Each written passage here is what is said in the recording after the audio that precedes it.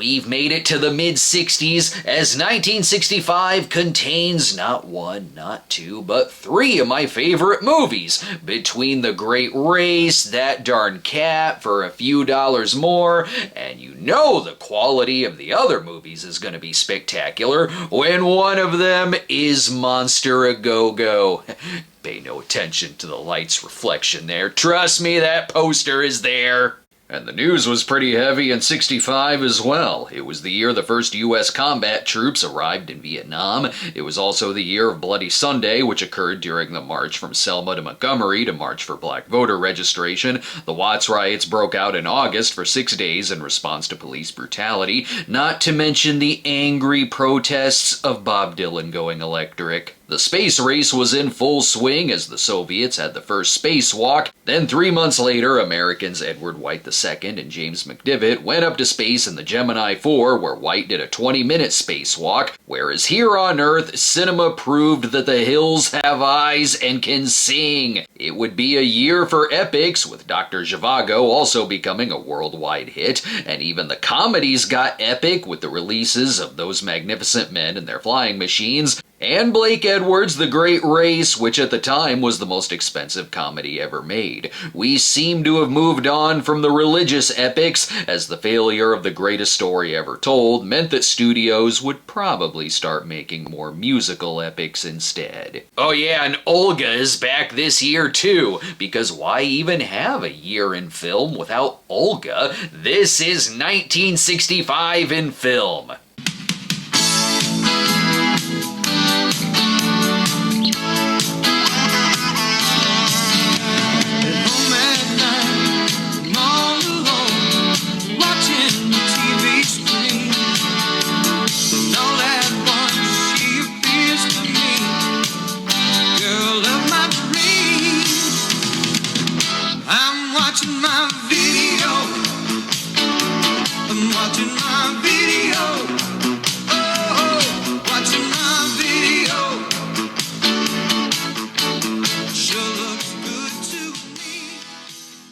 Clearly, any year that features The Sound of Music is gonna be full of nothing but class. See this picture we call the sex killer.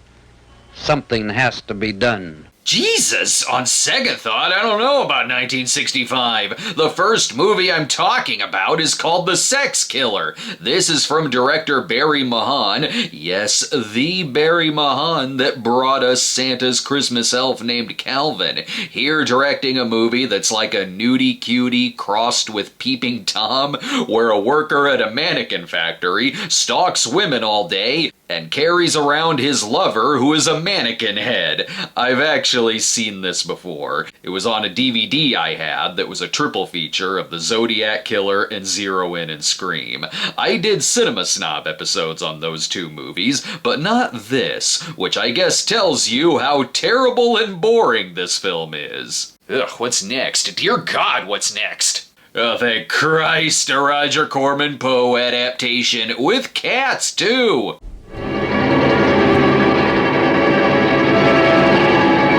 We're very early in the year, but That Darn Cat is already at it. This is the tomb of Ligeia, where dead people aren't the only thing spooking the townsfolk.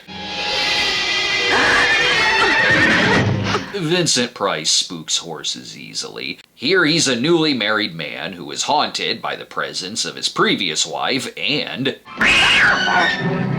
I see you've met Whiskers. He's fine once you get to know him. Look, you move into a mansion with Vincent Price, you have to expect that mirrors will spontaneously shatter, and the flames will make it look like the camera is on fire. Released in the UK in '64, it came to America in January of '65, but why stop at an adaptation of The Tomb of Ligeia when it could also be The Black Cat as well? Oh God, I'm gonna get blamed for this. They always blame the cat when mansions get set on fire. Can I borrow one of those lives, Thomasina? Now you may think the next film will be a lighter offering since it stars Connie Stevens and Dean Jones, but this appears to be a month where we're in the mood for the macabre, so it's called Two on a Guillotine and contains nightmares. This pretty young lady is having a nightmare. Nightmares can be terrifying experiences. Oh no, trapped in a spirit Halloween, can't make my way out. Careful, I'm guessing there's hauntings going on in this place too. Whatever happens, she mustn't lose her head. That's why you always turn on the lights when you go walking around at night. Stick close to Dean Jones, that'll be wholesome. Two young people in love, full of fun and gaiety.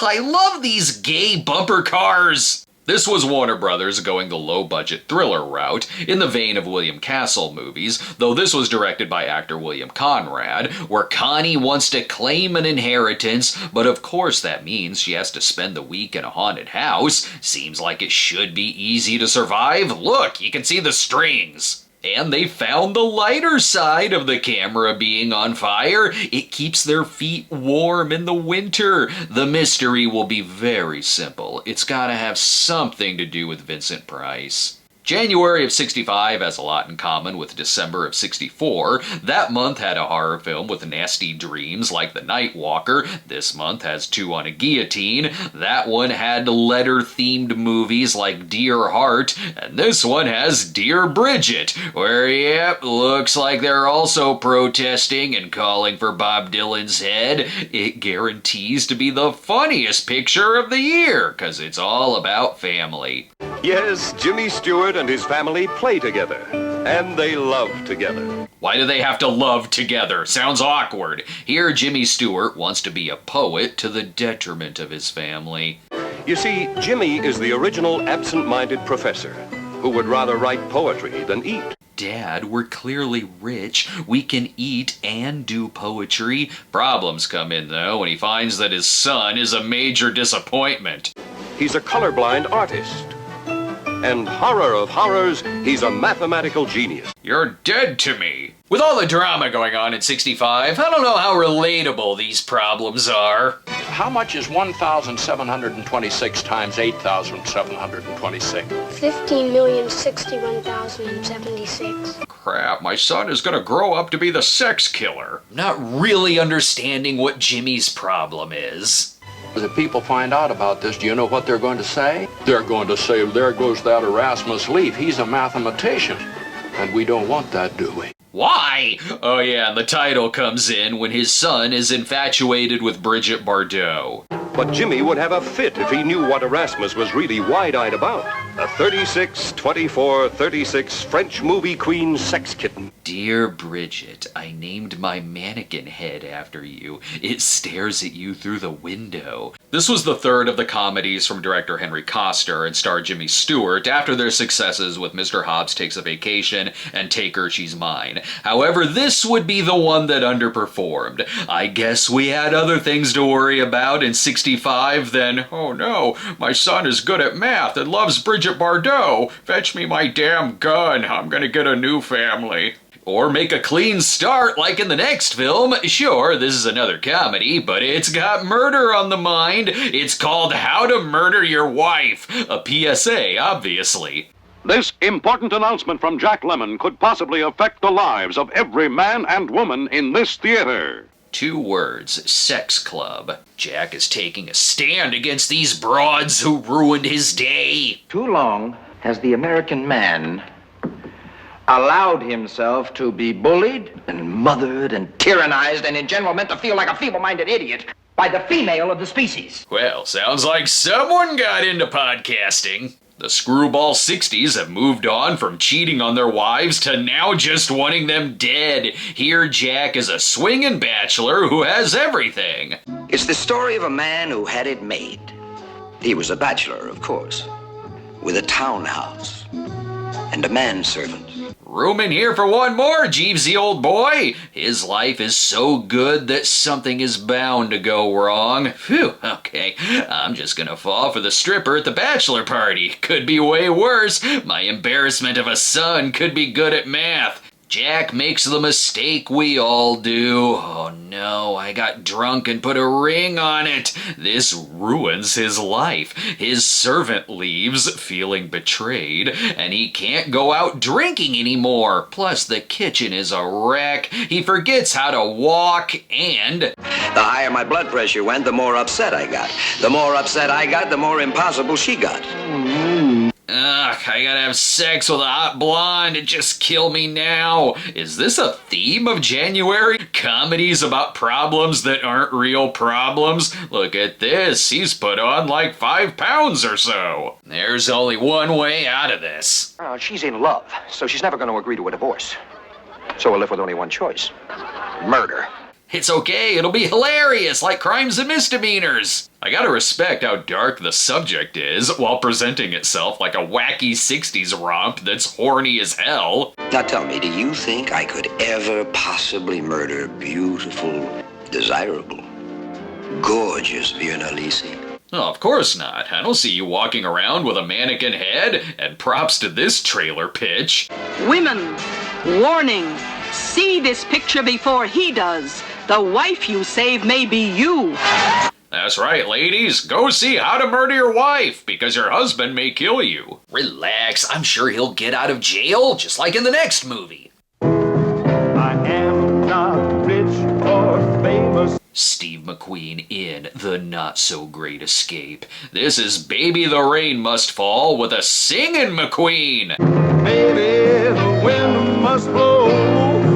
The ladies gotta see someone perform before we get to the year's Arch Hall Jr. movie. From director Robert Mulligan of To Kill a Mockingbird, this reunites him with McQueen after 63's Love with a Proper Stranger, where again we have romance that escalates fast. Come on, I'll buy you a drink.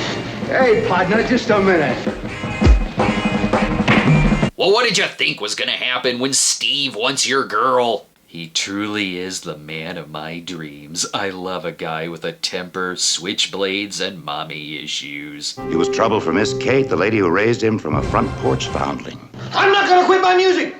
Do you hear that, old lady? Does this always happen when someone moves into the Bates house? Also, his dad hates him too. I disowned you when I found out you're colorblind, son. What's with this guy? He even sleep fights. Until you want to ask, what's he going to do to her now? Sorry, honey, that Jack Lemmon movie put ideas in my head. At least he's got his music. What a loser. No, really. Even the trailer says, screw this guy. He belongs back in jail. Why the hell did we let him out? But where there's one Great Escape alumni, there's another going through wartime imprisonment again. Give me any American, and in 36 hours, I will give you back a traitor. Just cut me a check for $5 million. I'll tell you anything you want. Based on a story by Roald Dahl, 36 Hours is set days before D-Day, where James Garner is a major who is kidnapped in a wildly elaborate scheme by the Germans, where he awakens in what he thinks is a hospital,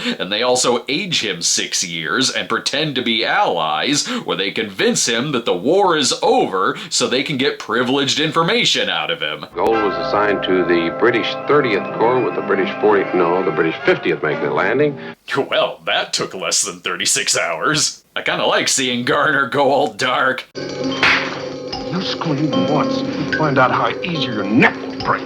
Damn, James! It's like every movie this month is made by someone who just went through a bitter divorce. Even though it's a thriller, it did inspire some comedy later, as the goofy Ernst Frusen character would inspire Schultz on Hogan's Heroes. It does seem like the kind of scheme they would try on Hogan and his men. And did you think we were gonna get out of here with just one Barry Mahan movie? Oh no, there's another, where Nude Scrapbook is just a straight up nudie cutie picture, as it's about a photographer who reminisces about all the naked girls he's photographed, and I'm sure isn't totally sleazy about it. I'm on the lookout all the time. Take like now. You got a 50-50 chance they won't call the cops. What? Okay, forget what I said. This guy is definitely a serial killer. How'd you like me to photograph your scalp, baby? Coming up in February, Rock Hudson will bring romance back, while Hammer Films keeps the 1965 body count growing. Life insurance? Who needs it? My 2 hands are enough. That's what Sal Lombardo said. I call it income insurance. As for that guy for money, he's all right. Welcome to February of 65, and by that I mean we're going back to January. No matter how many lists I work with to do these videos, there is always something missing from each and every one of them. And in this case, it was the Three Stooges movie, The Outlaws Is Coming, which had a January release after a December of 64 screening in Texas. I guess some Stooge hater compiled all the movie release lists. Thanks a lot, Grandma. This Western send-up has the Stooges cleaning up a small town with the help of Wyatt Earp and Wild Bill, and it would be the final theatrically released film starring our boys, not counting the 1970 film Kook's Tour, which was left unfinished after Larry Fine had a stroke. This movie wasn't without controversy. I'm not even kidding. Teachers were pissed off because of the grammatically incorrect title, just like their protest of the capitalized U in the 1960 film Butterfield 8. I can think of one thing they could have called this film. I'm sorry, Larry. Adam West missed opportunity to later retitle it The Three Stooges Meet Batman. Now we can get to the movies of February. It's the month of romance, which asks, can you recognize the various aspects of love? Why, yes I can. Check out this erection. Yes, the name's Hudson. Rock Hudson. The face, Rock Hudson. The eyes, Gina Lola Brigida. That extra heartbeat, yours, we hope. The movie wants me to have a heart attack? In the rom-com Strange Bedfellows, Rock is having a problem with art and marriage. They fight and love.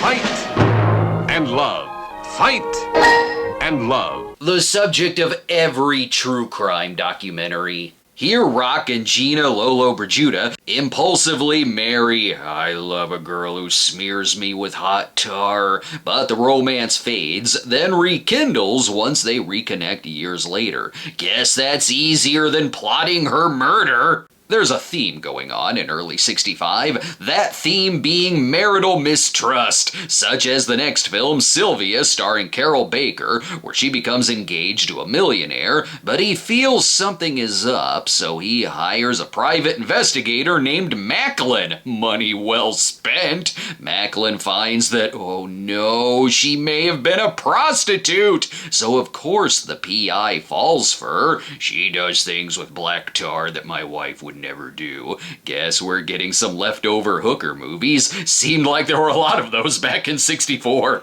Maybe it had to come out this month because where there's Peter Lawford, there's Frank Sinatra right around the corner and behind the camera. It has many surprises.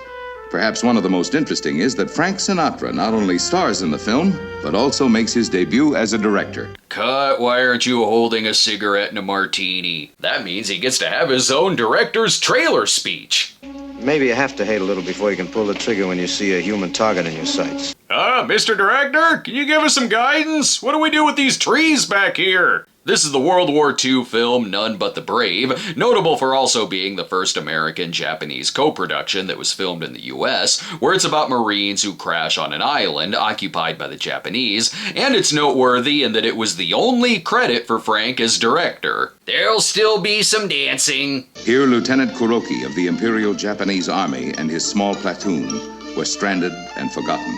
Excellent. They discovered that the Japanese have their own Three Stooges. Let's head out there, boys. Everyone got their guns and cigars? Alright, we're good. Oh, God, anyone got some cream for this chest lice? The Japanese will have to pry this cigar from my cold, dead mouth. Reviews were mixed, with some calling it uninspired, and the response to Sinatra's direction was divided too. But Frank stuck by it in later years, as it was a very early war film to humanize the Japanese characters. Hell, he almost died while making it. When they were on a break from filming, he was nearly swept away at sea, till he and others were saved by some of the actors. Maybe I wouldn't direct again after that either. And the next film is going on vacation out east too for this high adventure with fireworks.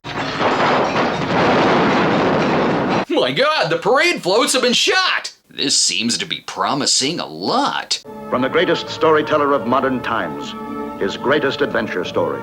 What? I don't see Tyler Perry's name anywhere on this. Peter O'Toole must have forgotten to bring cigars to be in the Sinatra film, so here he stars as Lord Jim. None was more respected or more damned than Lord Jim. What do you mean the boats aren't supposed to have holes in them? Based on the novel by Joseph Conrad, which had been adapted into a 1922 silent film, this version is directed by Richard Brooks, where James Mason will convince him to go back to Salem's Lot. Eli Wallach is in it too, plus Paul Lucas, that's him on the left, and... with Dahlia Lavi as the girl. As your lord, I've not assigned a name to you yet. It's the story of a man of the sea who becomes a drifter after being branded a coward after a shipwreck. Or just borrow some Malaysian makeup from Eli Wallach, no one will recognize you. What fear could turn you into a coward? Eli, I know you're from New York. Lord Jim finds redemption, though, when he saves a village from bandits. See, he's doing what no one else in these 60s movies has done. He's helping put out the trailer fire. Step aside and put that fire into the hands of Christ, because now we have the biblical epic, The Greatest Story Ever Told, detailing the life of Christ, played by Max von Sydow, and they're talking this movie up more than the last one. A monumental film. It may run for 40 years. It didn't. But damn, does it look great on the big screen like all other biblical epics do. They were prepared for this to do gangbusters, even if it had a troubled production. Originally, Fox had the film, but they passed due to its similarities to their film, King of Kings, and director George Stevens needed some help to catch up to the schedule, so David Lean and Jean Negulesco were brought in, but they did put a lot into the advertising and casting, as it contains nearly every other recognizable name of the time. Some of the casting is great. Charlton Heston is John the Baptist, Telly Savalas is Pontius Pilate, Ed Wynn is in this, and there's a whole lot of cameos that are too many to name, like Robert Blake, Pat Boone, and John Wayne, who they even put on some advertising. See, look, here he is. Truly this man was the Son of God. And that's his only screen time. Despite having decent reviews and a lot of Oscar nods for the sheer scope of it, it had such a large budget that it couldn't make its money back until TV rights were sold. Between the box office losses of this and the fall of the Roman Empire, that seemed to put a lot of these big costume epics on hold for a while, making it the end of an era. I guess the Outlaws is Coming poster was right. It was the epic to finish all epics. You don't need to go this big to be a hit. Just shoot on videotape and air on television.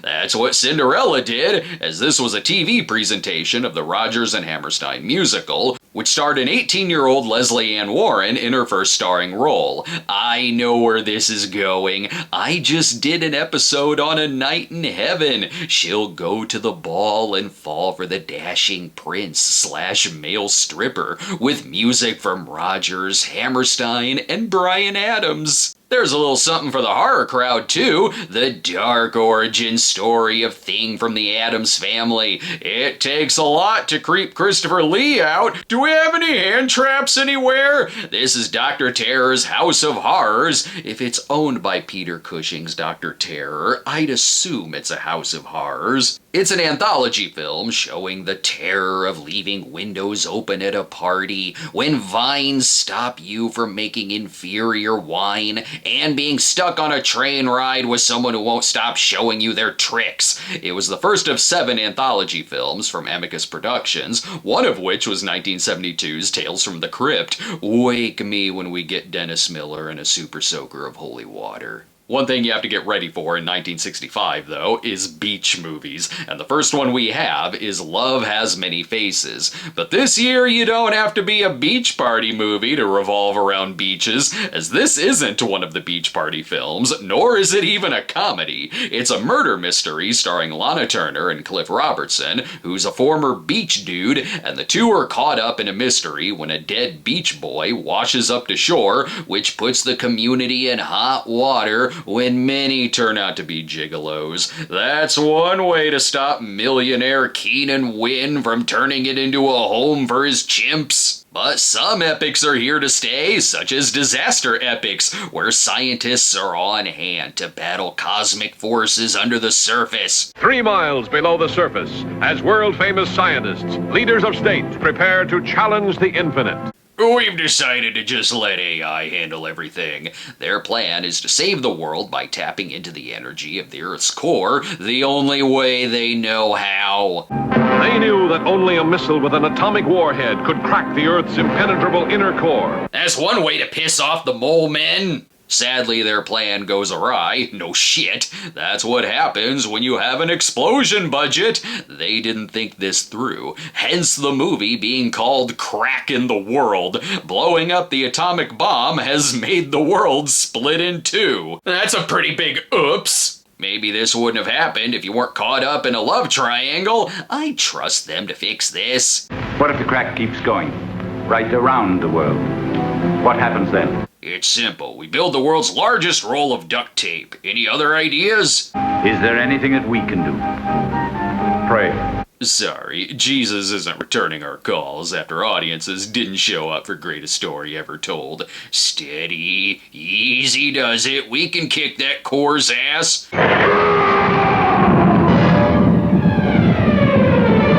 No, the general has been sacrificed to Kali Ma! It's even interrupting productions of other disaster movies. See, if we can cause the world to fall apart on its own, that'll save us on the budget. It's destroying the trains that weren't destroyed in the movies of '64.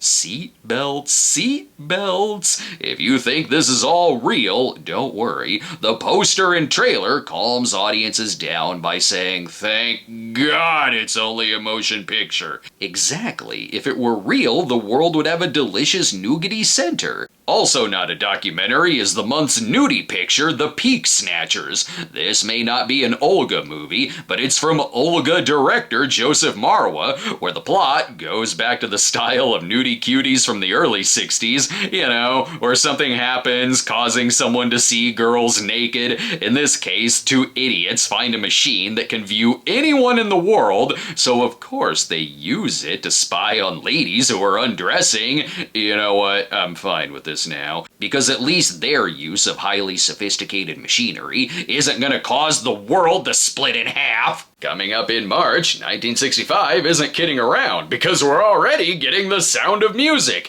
And yes, another film from Joseph Marwa, and 2 films from Barry Mahan. The hills are alive with the sound of women undressing. Now look, it squirts on. You push the button. And it's really Simonized, is it? Watch this. Sure, it's Simonized. Look at that shine. We'll be famous. We'll make a fortune. We'll call it, Instant Simonize. Instant Simonize, you lame brains.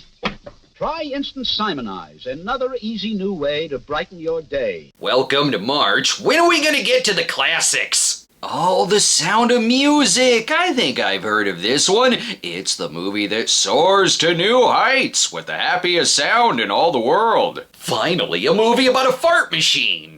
Kidding. With this masterpiece, we're getting a slightly higher budgeted Rodgers and Hammerstein adaptation than TV Cinderella, and with stricter rules. You, Fräulein, will listen carefully, learn their signals so you can call them when you want them. Christ, Dad, will you just buy us a Game Boy? All our friends have one. 1964 figured out the formula. You get some music, and Julie Andrews taking care of some kids, change her name from Mary to Maria, and you got yourself a smash hit. And how? This stayed in theaters over 4 years, became the highest grossing film of '65, won Oscars for Best Picture and Best Director, and truly brought us closer to God. Maria, makes me laugh. I've seen enough nunsploitation movies to know that they're up to no good. Can this nun win the heart of stern Christopher Plummer? Girls in white dresses with blue satin sashes. Then if they don't go to bed, she's gonna take out the belt. Here, Dad will help, I'm sure. Did I not tell you that bedtime is strictly to be observed in this house? Yeah, In fairness, it would be hard to sleep with all that racket. Plus, they even give us new songs just for the movie. I am 16, going on 17. I know that I'm naive. You're not gonna sing that in court, are you? The movie has a timelessness that still makes it one of the most beloved films of all time, through its sincere story of optimism and the stunning Austrian scenery. It's got romance for the adults, a bright atmosphere, and colorful songs for the family, not to mention gracing us with memes where a day doesn't go by that I don't see it on social media. There's something for everyone this month. Not in the mood for the sound of music? Then perhaps another film will tickle your fancy. Girls in Lynn's profession are called many things, depending upon the place and the circumstance. They are politely referred to as the sexploiters. See? A movie about sexploiters. In fact, that's what we'll title the film. Yep, it's another modeling agency movie. Get yourself a greased up dude with a camera and some girls who take their clothes off, and we can give you another nudie picture that's only about an hour long. Say, baby, you want to know a few of my favorite things? But at least that's a full movie, because here we have Lon Chaney in Face of the Screaming Werewolf, where it appears this will not have the happiest sound in the world, unless you prefer things to be hideous. It's the simple story of a reincarnated Aztec woman who leads a team to find Aztec gold in pyramids, only mummies turn out to be werewolves. It's from director Jerry Warren, later of Wild World of Batwoman. Well, sorta. If the plot sounds confusing, it's because Warren shot some footage and inserted it into pre-existing movies, like the Mexican films The House of Terror and The Aztec Mummy. He Godfrey hoed them together for a film that was dismissed by critics for being nonsensical. Go figure! You know what I'm noticing though? 1964 in film was certainly an ass man. Lots of butts walking around in that year. So I gotta ask, where are the glorious behinds of 65?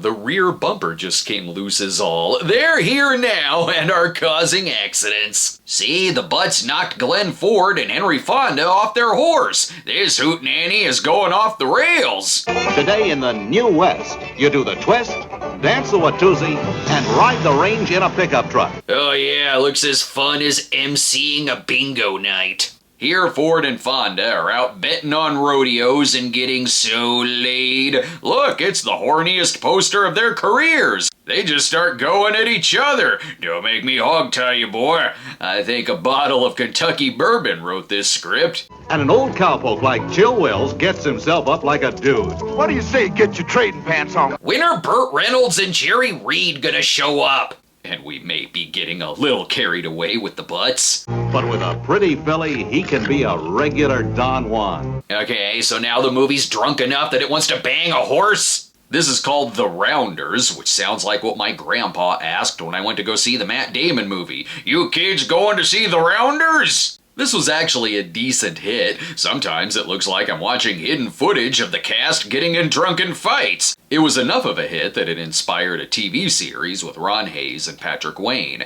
Hell, I'm surprised it's not a John Wayne and Lee Marvin movie. Lee will get drunk in a Western later in the year. For now, though, we'll just take one more peek. Well, how do we look? Oh, what, is the trailer afraid to show asses now? Show us the goods, that's why I'm here. I've already seen the sexploiters 12 times already. For some sex appeal with a little affair noir, though, we've got Nightmare in the Sun. I won't allow you to lie to me. You're my wife, and you lied to me. Oh, now why would she cheat on him? Here, a drifter has an affair with Ursula Andress and is then framed for her murder, and it's from actor-turned-director Mark Lawrence, who had enough clout to get appearances from people like Sammy Davis Jr., plus it stars another actor-turned-director, John Derek, as he and Ursula Andress were married at the time. It does almost seem like something he'd direct later, only it's far better made than his admittedly charmingly bad director filmography. As for the next one, the hell shot in peep show scope, oh never mind, I can already tell what this will be. We've still got a lot of Officers vs. Apache movies at this point in the 60s, but in 65, it's going for a much larger budget than in 64, and through the eyes of director Sam Peckinpah. I want some volunteers. I want volunteers to fight the Apache Sierra Chiriba. We kinda just want to go to a whorehouse. Here, Charlton Heston and Richard Harris star in Major Dundee, certainly billed as a major event, but was known at the time for its very troubled production. There were numerous fights with the studio over budget and time constraints, and fights on set too, given Peckinpah might have had a drink or two on set from time to time. There were harsh conditions and illnesses too from the Mexican shoot. And eventually Columbia Pictures took the movie away from Peckinpah and changed the structure and cut key scenes, which led to Peckinpah calling the film a nightmare to shoot, so the critical response was negative at the time. But in later years, especially during a 2005 restoration, it got a huge critical reappraisal, citing the spectacular battle scenes and glimpses of Peckinpah's gritty, raw violence we'd see in his later pictures. See, look, here's some havoc happening on set. Wait, nope, it's just our next film, and it may have rabies. What's this one called? Die, my darling.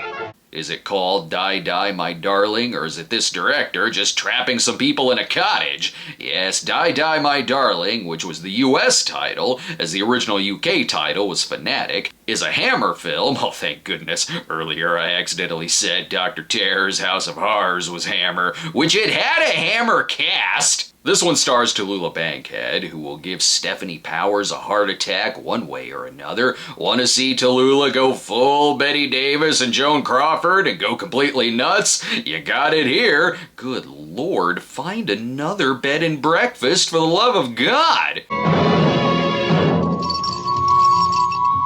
Want the car, do you? Oof, the eyes of a man definitely wanting to take some nude model shots. Here, Tallulah terrorizes a young woman who she blames for her son's death, as the two were once engaged. And she has to find something to do, as someone's already stalking Connie Stevens in a house. It's the movie that teaches the valuable lesson to always give the in-laws their space. She'll be fine. I think the tea is ready. Could be worse, could be all chained up and chased by Olga, as Chained Girls is another one from Olga director Joseph Marwa. Only this one is a very classy expose on lesbianism. Who and what is a lesbian?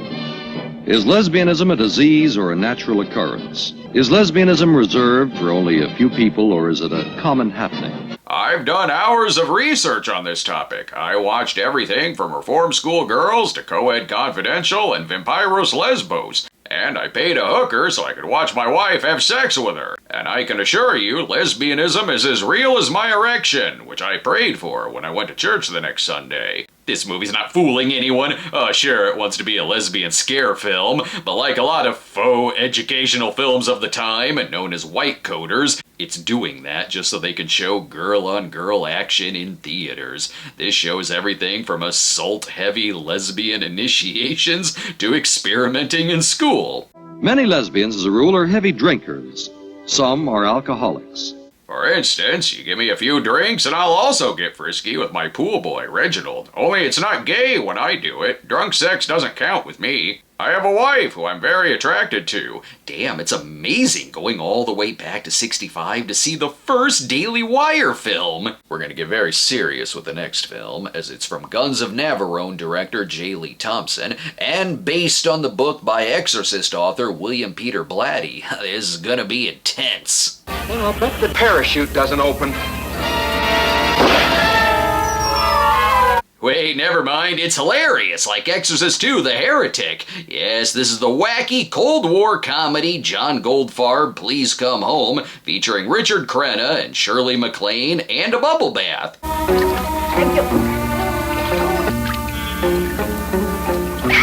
She kindly asks no blackface in the bathroom. In the film, a pilot crashes in an Arab nation, only they take advantage of his past football skills, and they have him coach their football team. Finally, the cross between The Longest Yard and Gulag that I've been waiting for. It wasn't without controversy either, as the release date was pushed back from a Christmas of '64 release because they were sued by the University of Notre Dame for hurting the school's reputation. But weirdly, it would have some influence on The Exorcist, as Blatty based Chris McNeil on Shirley, and the character of Burt Dennings was inspired by J. Lee Thompson. No clue on if a camel inspired Pazuzu. But while we're waiting for John Goldfarb to come home, sweet Bus Riley's back in town. Honey, you brought home a brand new Aunt Margaret from the store. How did you know? Michael Parks stars as Bus Riley, who, as it suggested, has come back to town and is finding it hard to find work because potential employers want to sleep with him,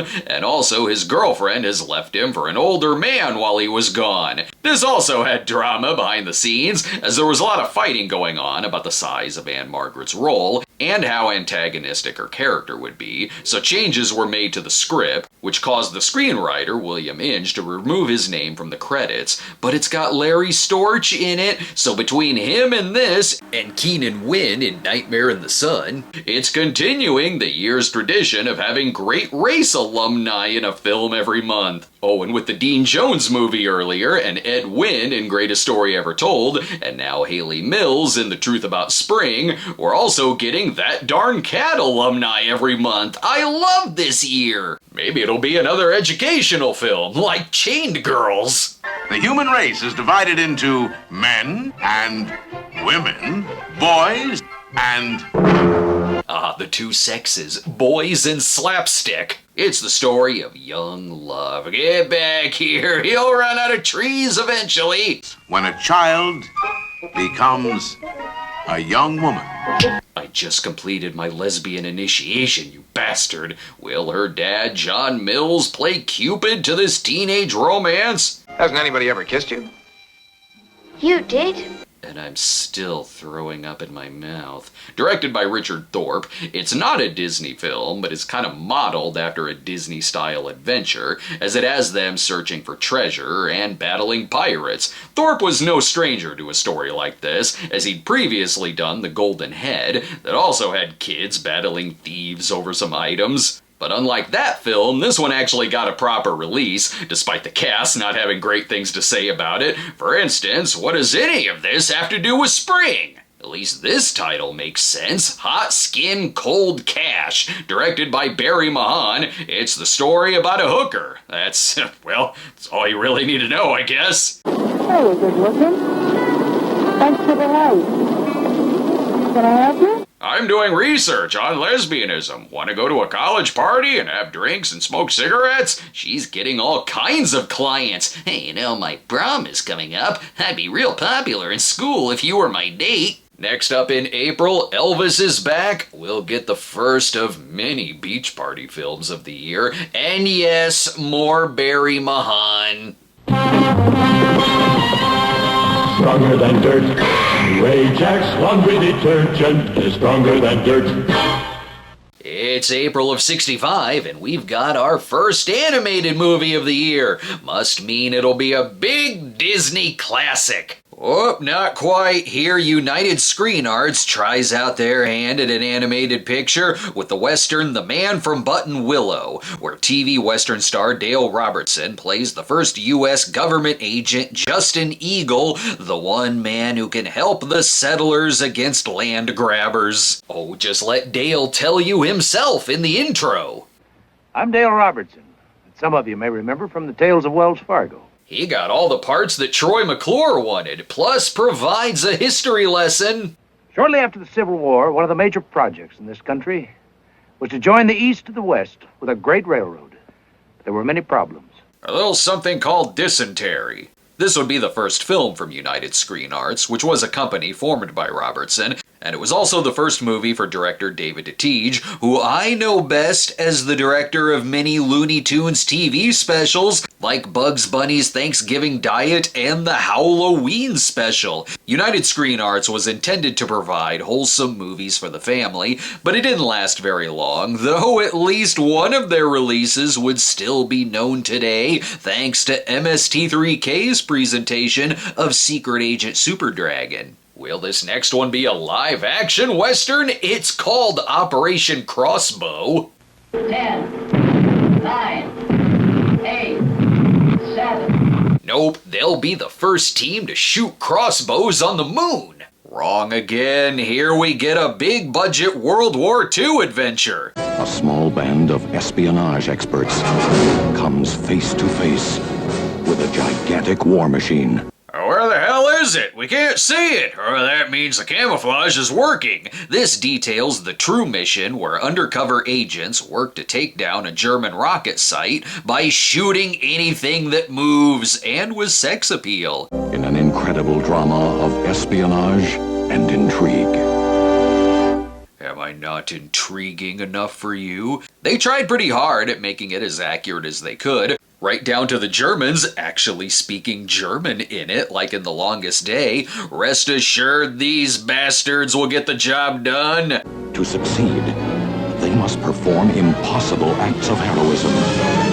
Don't make me climb that rope, I hate heights! All of them have roles to play. And this man's fantastic memory will play the most crucial role of all. If you lose your keys, I'll know where to find them. They're taking down Largo's lair before James Bond gets a chance to this year. Figures they'd succeed at their mission by just setting everything on fire. Speaking of The Longest Day, let's get another World War II picture in here, John Wayne style. And another history lesson with a trailer introduction. Pull over, damn it. I hate when my Uber drivers show up in one of these. Anyway, hello, I'm director Otto Preminger. I can no longer hear, so that driver is getting only 1 star. This is In Harm's Way, set after Pearl Harbor, and with an all-star cast. Kirk Douglas.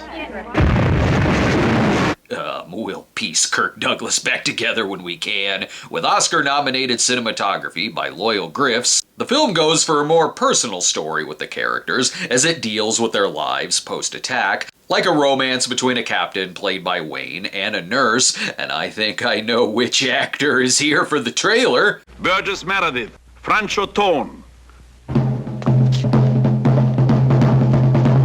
Barbara Boucher. Sorry, ladies and gentlemen, I had to pause. I was very distracted, you see. This would be Wayne's last black and white film, and it was a very hard one for him to do, as he kept his performance pretty restrained due to his lung cancer, which he was diagnosed with right after filming and had to have a lung removed shortly after too. We'll get the same doctor we used to patch Kirk back up. And I can think of one person I wouldn't want on either mission from In Harm's Way and Operation Crossbow, and that's the trailer guy for the next film. Oops, sorry.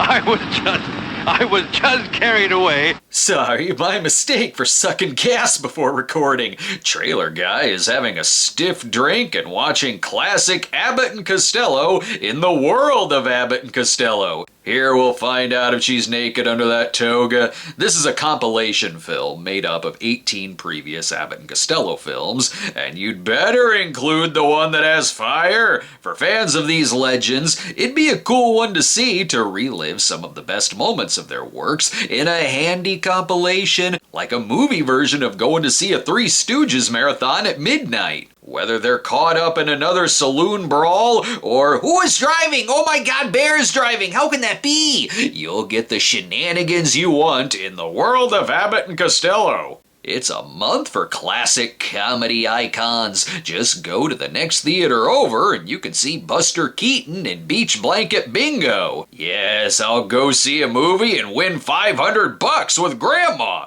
Beach Blanket Bingo is the 5th in the Beach Party series, and maybe the most popular, only because it's the one whose title gets referenced the most. Hell, years ago I reviewed a movie called Geek Maggot Bingo. What's the movie about? Oh, why ask such silly questions? Do you even care about the plot at this point? Don Rickles is back, Donna Lauren sings again, Henry Kissinger stops by for a visit, and you can see bare backside, practically an X rating. Oh, and there's mermaids. I told you I was.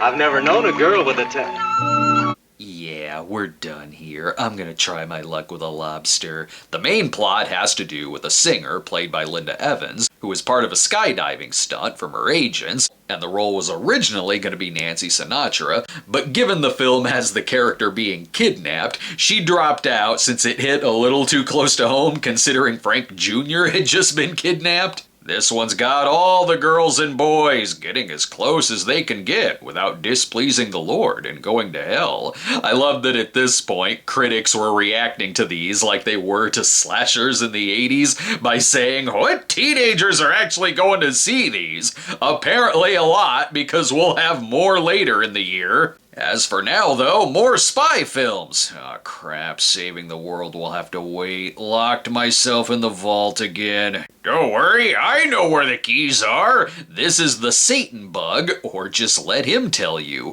I'm George Maharis, and this is the Satan bug. It's kept him there. Way to blow your cover! This guy would not do well under interrogation. So the Satan bug is a top-secret biochemical weapon that will either kill all life on Earth, or it's just a proposed name for another nudie picture. Take his word for it!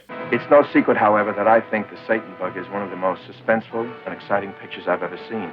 I can barely contain my excitement. I could only eat half of my box of granola. This thing will work fast. No, it already begins with Dead William Holden from director John Sturges. This was his follow-up to his 1963 smash hit, The Great Escape. Hey, shove over, kid. The world's gonna end any minute. It's the nail-biting suspense version of the Arch Hall Jr. classic The Nasty Rabbit, also about spies and germ warfare. We'll see if anyone tries using rabbits as bioweapons in this picture. Finally, we're mixing things up here by bringing some old-school gangster movies back in Young Dillinger, starring Nick Adams as the title character, shot in peak get-off-my-property vision. This was so low budget, it kinda looks like something that would have been out in the 30s, right down to the casting of handsome leading men, but the producers saying, we're not trying to glamorize gangsters, we just want a warning for the kids out there. Honest, we swear. A lot of them had to do their own stunts, but they had a great time making it. Stars Nick Adams, John Ashley, and Robert Conrad were all going through divorces at the time, so they were living it up beyond belief at night. Maybe worth watching to see how many of them are hung over during the shoot. This is a month of weird titles, from the Satan Bug and now the Fool Killer. Run, Abbott and Costello! He hates fools. He'll chop you with an axe. The movie is like a coming-of-age drama with a drop of Psycho, as it begins with young Edward Albert running away and all the adventures and people he meets along the road. Oh yeah, and there's also the urban legend of an 8-foot-tall man named the Fool Killer who chops fools with an axe. So of course, once the friendly Anthony Perkins shows up to be his friend, yep, this is gonna end with the boy running for dear life from Tony Perkins, isn't it? And yeah, sure, Beach Blanket Bingo may have the rollicking tunes of Sugarcane, but only one beach movie this month has Elvis picking out a fresh set of girls. Say, you ladies, ever been stung by an eel? Elvis's antics put Frankie and Annette's to shame. Yes, everybody's girl happy when Elvis invades the land of the bikinis on those spring vacation revels. Yes, no girl is safe from being run over by Elvis's love and a four-wheel drive. It's definitely Elvis's take on the Beach Party franchise, as he's a nightclub singer hired by a gangster to travel to Florida for spring break! Watch that fever climb. Get me out of here or I'll jump out myself. Co-starring Shelley Fabares, and she and other cast members also appeared in Ride the Wild Surf. Don't forget though, there's rules. With a spotlight on love as thousands of the faithful neck up a storm. No boys in the room. Thank you. Well, girls, time for our first lesbian experience. I remember when everyone was doing the clam. That's when you crab walk with a pearl up your ass. Once again, Elvis finds romance on every rear projector in the state. This is escalating quickly. Oh, I've just been informed that she's in jail. Oh, just the college tradition of how many teens can we stuff in a jail cell. Now it's a prison break film. I'll risk prison time for a beach orgy. Everyone here is girl happy, whether they want to be or not. Do you know we could have had something beautiful together? Well, that guy's going back to jail. Come see Girl Happy, where we'll sprinkle sand right on your popcorn. Now, if you're so girl happy that you want some full frontal, that's where Barry Mahan's The Girl with the Magic Box comes in. We call her the girl with the magic box. She also has a magic figure. We never call her that to her face, though. We hired an HR person. It's not as fun around here anymore. Yes, it's another modeling agency movie where he's searching for the best titties in the city for artistic reasons. Never before has anyone looked so hard to assemble in one group such an eye-filling, breath-snatching array of female pulchritude. Don't go around snatching breasts. Good Lord, these photographers are walking red flags. Why, this girl was so eager to get the best that she was willing even to trade herself if necessary. This you'll have to see. No thanks. I'd rather not be called as a witness in the trial later. This movie doesn't work at all. The girl's magic box doesn't talk like in Chatterbox. And there's no facts about lesbians. Get that other picture in here. Then there are the teenage lesbians, or baby butch. They roam big city streets in large gangs, assaulting everyone who falls within their path. Many will also use the same bats from their weekly softball games, and if I slip them an extra 100, they'll stomp on my balls with stiletto heels. Coming up in May, more of the finest directors of the screen, like Jean-Luc Godard and more Barry Mahan.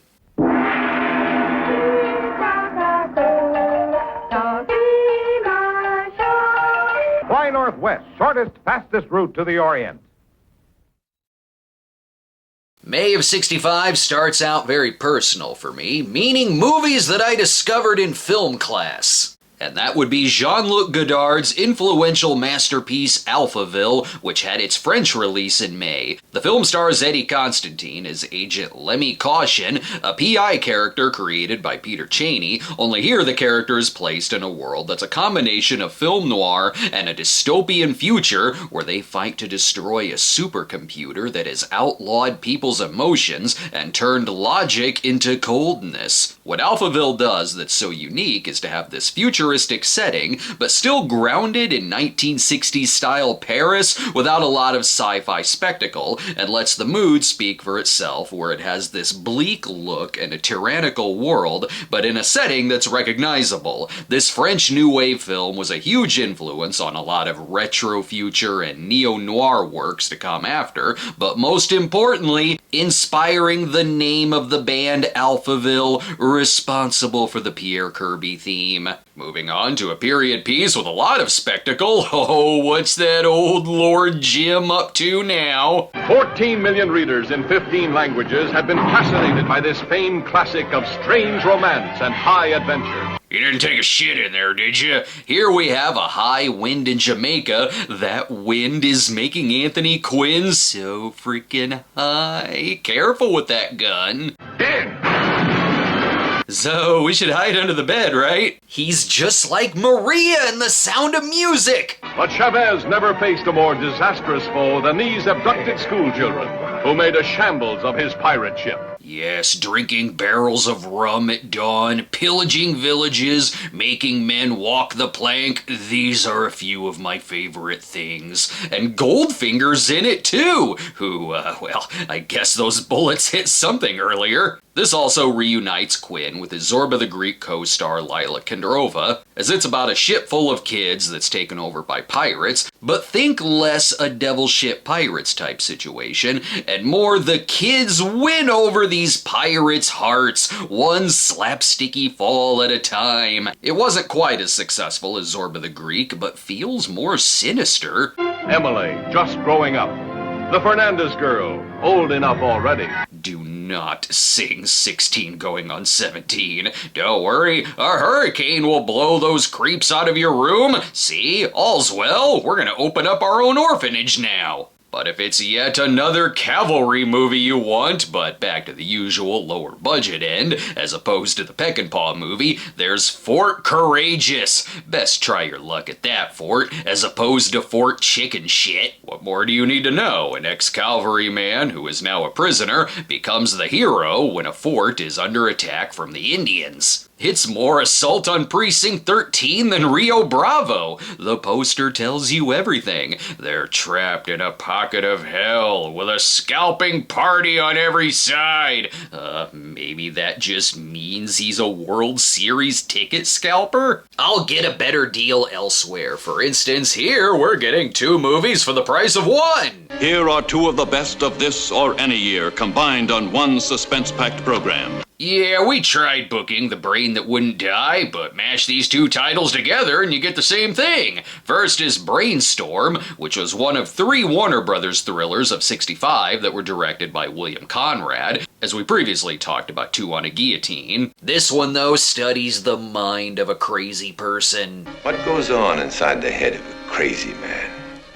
Are there explosions? Jeffrey Hunter learned his superior brain power from his time as Enterprise captain. And please, my friends call me Jeff. The movie is more of a Hitchcockian-style thriller than straight-up horror, as a man falls for a married woman that he saved from suicide, which leads to a diabolical plan involving brain studies and murder. What's crazier, throwing a stool through the window, or who put that window in the middle of 2 rooms? Not even the poor cameraman is safe. A new dimension in psycho-suspense. Good, someone wiped out the Larry Buchanan judge. That saves me from using my running gag from 1964 in film again. As for The Woman Who Wouldn't Die, I can smoke all I want and nothing will happen to me. This British movie was originally called Catacombs and is another affair and haunting movie where a man kills his wife so he can bang her niece. However, the title clearly says she won't die, so she's gonna haunt his ass. That's what every other dead loved one is doing this year. Then there's the other William Conrad Warner Brothers thriller, My Blood Runs Cold, worth checking out for an against-type role from Troy Donahue, who plays a disturbed man who saves a woman and believes that he and the woman are the reincarnation of 2 lovers from the past, only her family distrusts him. No shit. Hell, it may take you as long to read the poster than the movie. This looks like an eye exam at the doctor. They had to keep making the print smaller so it could all fit on the poster. I like that you can always tell a Psycho clone too, just from the title, like the month's Hammer film Hysteria. And if that doesn't remind you of Psycho, the trailer opens with a shower and a knife. A knife from a killer and no victim. Someone's trying to set you up, bro. This is a worse place to stay than the Bates Motel. The next door quarreling is keeping everyone awake. And in case you don't remember the title, Hysteria, hysteria, hysteria, hysteria. So hysterical, he's recording his trailer narration in a tin can. Is he hysterical or just an asshole? Between madness and murder. Well, he had to check for a knife under the mattress somehow. It's an amnesia thriller where a man's past may involve murder and banging. She used to model for me, up till 6 months ago, of course. Why, of course. She died. Okay, mystery solved. It was one of those sleazy-ass nudie photographers who did it. This was a trope of '65 I wasn't expecting. Every month, someone is going insane from sexy-ass spirits showing up. This was a prime year to be a ghost looking for acting jobs. The next film asks questions too. Who stole the deleted footage from Lawrence of Arabia? Who replaced the horse food with dynamite? Who is doing what to who? Is that a tagline, or what a confused audience member is asking their partner? Who's doing what to who? Masquerade is a spy adventure comedy starring Cliff Robertson that kinda has the plot of a double-crossing noir thriller. Cliff is an American who is hired by a British colonel to kidnap a kid who is heir to his country's throne, only he's double-crossed with laughter. Especially from David Fraser. Knick-knack, is that you? He should have known something was up when they were doing their planning in Mr. Alexander's house from A Clockwork Orange. And this narrator has a warped sense of humor. But she was friendly. Very, very friendly. And so was he. It's not assault when you use a hilarious bell sound. What a weird mixture of tones. One minute some poor bastard is stabbed to death, and then another a Bugs Bunny-like sound effect when he's whopped on the head. Look, so long as some ghostly woman shows up to make out with him means it fits right along with the other films of '65. The suspense is killing me here. Who talked her into doing this bar game? Who is prepared to meet Kali in hell? Who forgot to take the plank with them from a high wind in Jamaica? And who took all these serious words and spilled a bottle of comedy into the mixture? Find out in Masquerade. But while Troy Donahue may be trying to get past his teen idol days, Richard Chamberlain will be on board for a youth love picture. How hard did you fall when you fell in love? I fell off a bridge because I thought my own reflection was a nice soft woman. This is Joy in the Morning, where they're so in love that they've got the twin beds and the twin showers ready. We'll know they're really in love if it's also a book movie. The provocative bestseller by Betty Smith is an inspired choice to bring together two such vital and popular young stars. They're doing an old-fashioned romance and saving the awkward sex for the wedding night. What do you mean, don't grab you? What's the matter with you? I'm your husband. At least he's good around the house. Just beat the utilities, that'll get him to work. It's a portrait of what happens when these two marry too young, from their parents' disapproval to his college's disapproval, because she's poor, you see. You could have married any girl. Rich, educated, and for what? To lie beside a girl from the slum. Yes, but dad-ass, though. There's also a little problem in that there's whispers that she may be gay because she's friends with a gay florist. Honey, I'm Richard Chamberlain. I have secrets too. This one didn't go over too well. The hammy acting was heavily criticized, and it was considered unintentionally funny, which means maybe I should watch this whole thing sometime. However, here we have a movie that's definitely trying to sell itself on the cast. This is The Yellow Rolls Royce, which features Ingrid Bergman, Rex Harrison, Shirley MacLaine, George C. Scott. Damn, this just keeps going. It might as well be the whole trailer. That and spotlighting the locations. To the sweeping grandeur of the continent and the sinister intrigues of Middle Europe.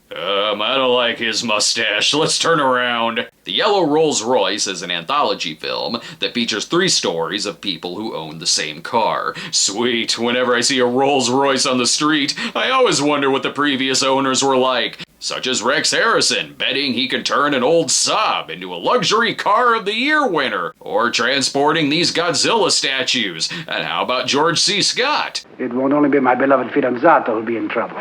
Capite, signore? Capito, signore. Well, he's transporting cocaine. No notes on that accent. This is like Carfax the movie. Can you tell me how many people have banged in the car? And if it can withstand crashing through a brick wall? Yeah, the car's fine and all, but it's no Leslie special. Twin films are also a staple of '65. For instance, the year has not 1 but 2 films that are biopics on movie icon Jean Harlow. This being the stag film-looking one. Now, for the first time on the screen, comes the exciting, intimate inside story of America's controversial sex symbol. And the story of that spectacular ass. This was the lower budgeted of the 2 Harlow films, where here Harlow is played by Carol Lynley with soap opera dialogue. Gee! Then why? Why did you marry me? Because you're hot, god damn it! This was almost going to be the last film of Judy Garland, who was going to play Harlow's mom till she dropped out 4 days into production, and instead it became the last film for Ginger Rogers. If it seems very melodramatic, it's from the director of Joy in the Morning, and we'd only have to wait 1 whole month for the other Harlow movie starring Carol Baker. Until then, though, more film noirs, dreamlike filters, and another amnesia plot, where this time it's Gregory Peck who has lost his memory and is wondering why so many people are trying to kill him. Taking it out on the furniture will help. No, what are you doing? It's throwing it through the dividing room window that'll do the trick. This was an acclaimed film that's certainly less melodramatic than the director's 1964 films, The Carpetbaggers and Where Love Is Gone, as this wants to bring in audiences who loved the Cary Grant film Charade, where this has the same screenwriter, Philip Stone, and features George Kennedy and Walter Matthau, who are also in Charade. And why not get some Vertigo imagery in here too? May of '65 is teaching me a valuable lesson. If I ever lose my memory, don't try to find out who I am. It may result in people wanting me dead. Everyone knows that in the 60s you just gotta fight it out in a bar, like the next film.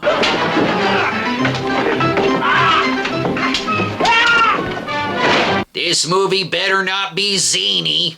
And how it's a rollicking story that ought to be ashamed. Moll Flanders, I'm gonna take you over my knee if you keep up this tomfoolery. Yes, it's the costume comedy The Amorous Adventures of Moll Flanders, starring Kim Novak as the title character, a poor girl who uses sex appeal to make her way up into society, and more awkward honeymoons. Moll Flanders, a delightful minx whose amorous adventures included at least one bridal night with an understandably impatient groom. It's throwing me off that the trailer guy for the Disney movies is pitching me this sex comedy. Does everyone want to stop her from getting laid? 9 bells in the wind blowing from the north. Ow! You dumb bastard, you know I like to watch! Everyone knows that in order to survive in society, you just gotta break out into a wacky pillow fight, and looking but not touching. The charged expectancy of George Sanders, the wealthy banker, who taught Moll the value of her hidden assets. I dip my T-bone into those potatoes. It's director Terrence Young doing high society comedy in between his James Bond adventures, as he'd also be the director of Thunderball later in the year, and it's cool that it features Richard Johnson, who was in the running to play Bond at one point. Missed opportunity to throw Dr. No headfirst into some pig shit. And that's The Amorous Adventures of Moll Flanders, another movie I'm glad John Derek didn't make. Or Barry Mahan, for that matter, because his May of '65 film, Censored, is a fake clip show hosted by Barry, saying that these are all scenes cut from his previous movies, which they weren't. They're just new footage shot for this movie that's more plotless than the others. And again, no lesbian facts! Many lesbians have at one time or another been married, and for the love of another woman, forsaken their homes and family. It all begins when they make friends with their lesbian florists, while their gay husbands don't seem to mind. Coming up in June, the first produced screenplay from Woody Allen, the Academy Award-winning Cat Ballou, another Jean Harlow movie, another Beach Party movie, and the 60s try out their hands at a Genghis Khan biopic. We'll see if it's more successful than The Conqueror. The 1965 Fords actually proved to be quieter than the world-famous Rolls-Royce. Quality need not cost any more than a 65 Ford. Test drive the quiet one at your Ford dealers. June of 1965 is a very big month, if anything, because it contains an Arch Hall Jr. movie. But before we get to that, we got another big star vehicle, this time with a behind-the-scenes trailer. Love scene 2A, take 4. Peter Sellers, Peter O'Toole, Capucine. Action! The hell, is this a trailer or evidence in a trial? Yes, Peter O'Toole rescues her from Peter Sellers as young Jimmy Savile? If there's gonna be shenanigans, it better have a rockin' soundtrack. Yes, Memphis by Johnny Rivers is the best song from Tom Jones. What's New Pussycat is a wild sex comedy, and an important film in that it's the first produced screenplay from Woody Allen, although he didn't direct it. Directing duties went to Clive Donner, and it does still have a Woody Allen-style plot, where O'Toole, who replaced Warren Beatty as the lead, is a ladies' man who sees a psychoanalyst, played by Sellers, who's also having wacky relationship problems of his own. This would be Woody's first acting role, too, and has a lot in common with the later film Casino Royale. Both were produced by Charles Feldman, and also features Sellers, Allen, and Ursula Andress, and the music from Burt Bacharach would also get nominated for an Oscar. It was a hit film, despite not getting high marks from critics, but worth it for its time capsule swinging 60s atmosphere. Significantly less shenanigansy, though, is Shenandoah, where the narrator will give you some Civil War history. Once 1,000 cannon thundered between its hills in the epic struggle that divided a nation. They take their war reenactments seriously. They'll even come for Jimmy Stewart's kids. Virginia needs all of her sons, Mr. Anderson. That might be so, Johnson, but these are my sons. They don't belong to the state. On second thought, take the one who's really good at math. He's such an embarrassment to me. In the film, Stewart remains neutral through the war, till it affects his family and his daughter. Well, I love her, Mr. Anderson. Do you like her? Well, I just said I did. No, you said you loved her. There's some difference between loving and liking. If you're rich, you can take her. It was also the first film for Catherine Ross, and one where you'll settle with Patrick Wayne whether you want to or not. When Jimmy's son is taken by the Union soldiers, no train is safe. First I'm gonna empty your train, and then I'm gonna burn it. Aw, damn it, we just rebuilt that after the Frankenheimer film. Finally, a movie that assaults my every emotion. That's right, it punches my sadness right in the nose. And it was a big enough hit that it was adapted into a 1975 Broadway musical, which was also a hit. But let's go ahead and get a beach movie in here. Whoa, wait, this may be a different tone than a Frankie and Annette movie. This is actually a World War II film titled Up from the Beach, starring Cliff Robertson, Red Buttons, and Slim Pickens, about a squad that frees French prisoners after D-Day, and also has a little something in common with 67 Casino Royale. Its director, Robert Parrish, was one of the co-directors of that film. Sadly, no Burt Bacharach score here. Hell, let's keep the James Bond connections going, because Goldfinger himself is in the next film. The epic comedy Those Magnificent Men and Their Flying Machines. A story of innovation. Man has conquered the heavens, broken the sound barrier, reached out for the moon. And perfected keeping the cool side cool and the hot side hot. We will see the roots of air travel here. Those magnificent men in their flying machines. It took some perfecting, of course. Slapstickiness was the key to developing airplanes. Those Magnificent Men is a great post-Mad Mad World epic comedy, which stars Stuart Whitman and is set in 1910, about a race from London to Paris, and if it's already gonna have a long title, best get the "or" in there for a Dr. Strangelove reference, since the Slim Pickens movie didn't do that. This is yet another twin film, too, as later we'll get Blake Edwards' The Great Race, with a similar plot, but involving a car race. This one would receive huge critical acclaim and was one of the top 10 box office winners of the year, and got an Oscar nomination for Best Screenplay. While The Great Race would be the one I grew up with, this is still an extremely funny, old-school epic comedy between its period-accurate props, stunt work, and great comedic performances from its large cast. It's certainly a style of big-budget comedy that I miss. Screw it though, let's get the fire back! Blazing its way across the screen comes the bold, swashbuckling story. We already set trains on fire in Shenandoah, thank you very much. They must have heard me, because that's not at all what this movie is. Wait!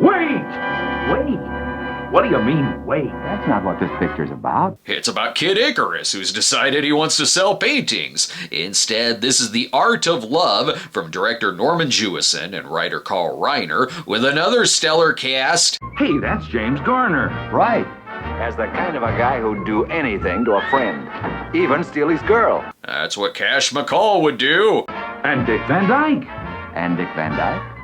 And Dick Van Dyke. Wait, isn't that him now? Is he a time traveler? The film has to do with an artist, played by Dick Van Dyke, who decides to fake his own death so that his artwork will skyrocket in value and he'll use any Peter Sellers disguise he can find. It's also a misunderstanding movie where he's being arrested for murder. No, he's just taking apart mannequins by the furnace, as you do. If you think about it, this could also be a twin film of the year, as later we'll get Herschel Gordon Lewis's Color Me Blood Red, another one about an artist who goes to desperate measures to sell his work, though that film actually does involve bodily dismemberment, while this one, I'm sure they'll sew Garner's head back on. We'll know we're still in the mid-60s, though, when we've got one of the many films that starred Richard Burton and Elizabeth Taylor. In this case, it's The Sandpiper, an adult love story. Ooh. Elizabeth Taylor did film a topless scene for it, which they later ended up cutting.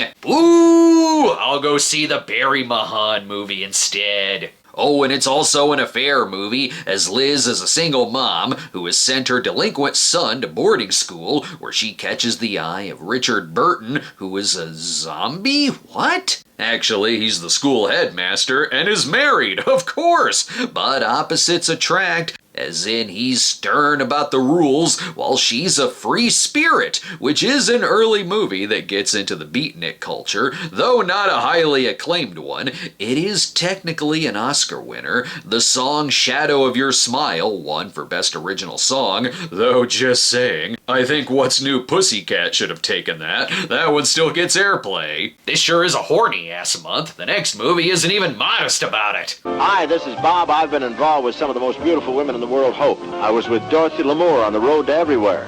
I followed Jane Russell around the Wild West. Name dropper.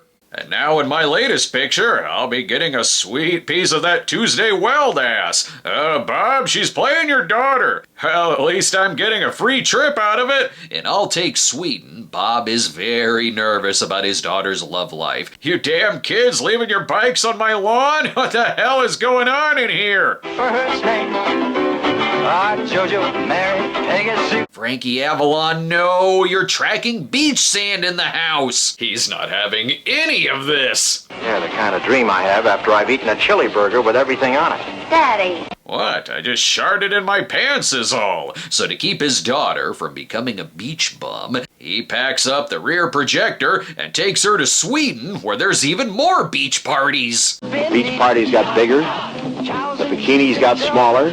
And don't get me started on the live sex shows. I went to see 3 of them in a row just to make sure that I'm properly outraged. Step on it! There's an orgy going on and I need to take notes. Bob is so preoccupied with his own love life, it's Frankie who has to save the day. The lady said let her go. I'll scream at you in a minute. Until then, I'm gonna give you such a knot on the forehead. Back then, every assault was stopped with comedy sound effects, like boing. Come for the Bob Hope one-liners, stay for the deleted scenes from Beach Blanket Bingo, because every other movie this year is deleted scenes from Beach Blanket Bingo. See, even this one will have sand in it. But no Napoleon or Caesar more mighty than the prince of conquerors, Genghis Khan.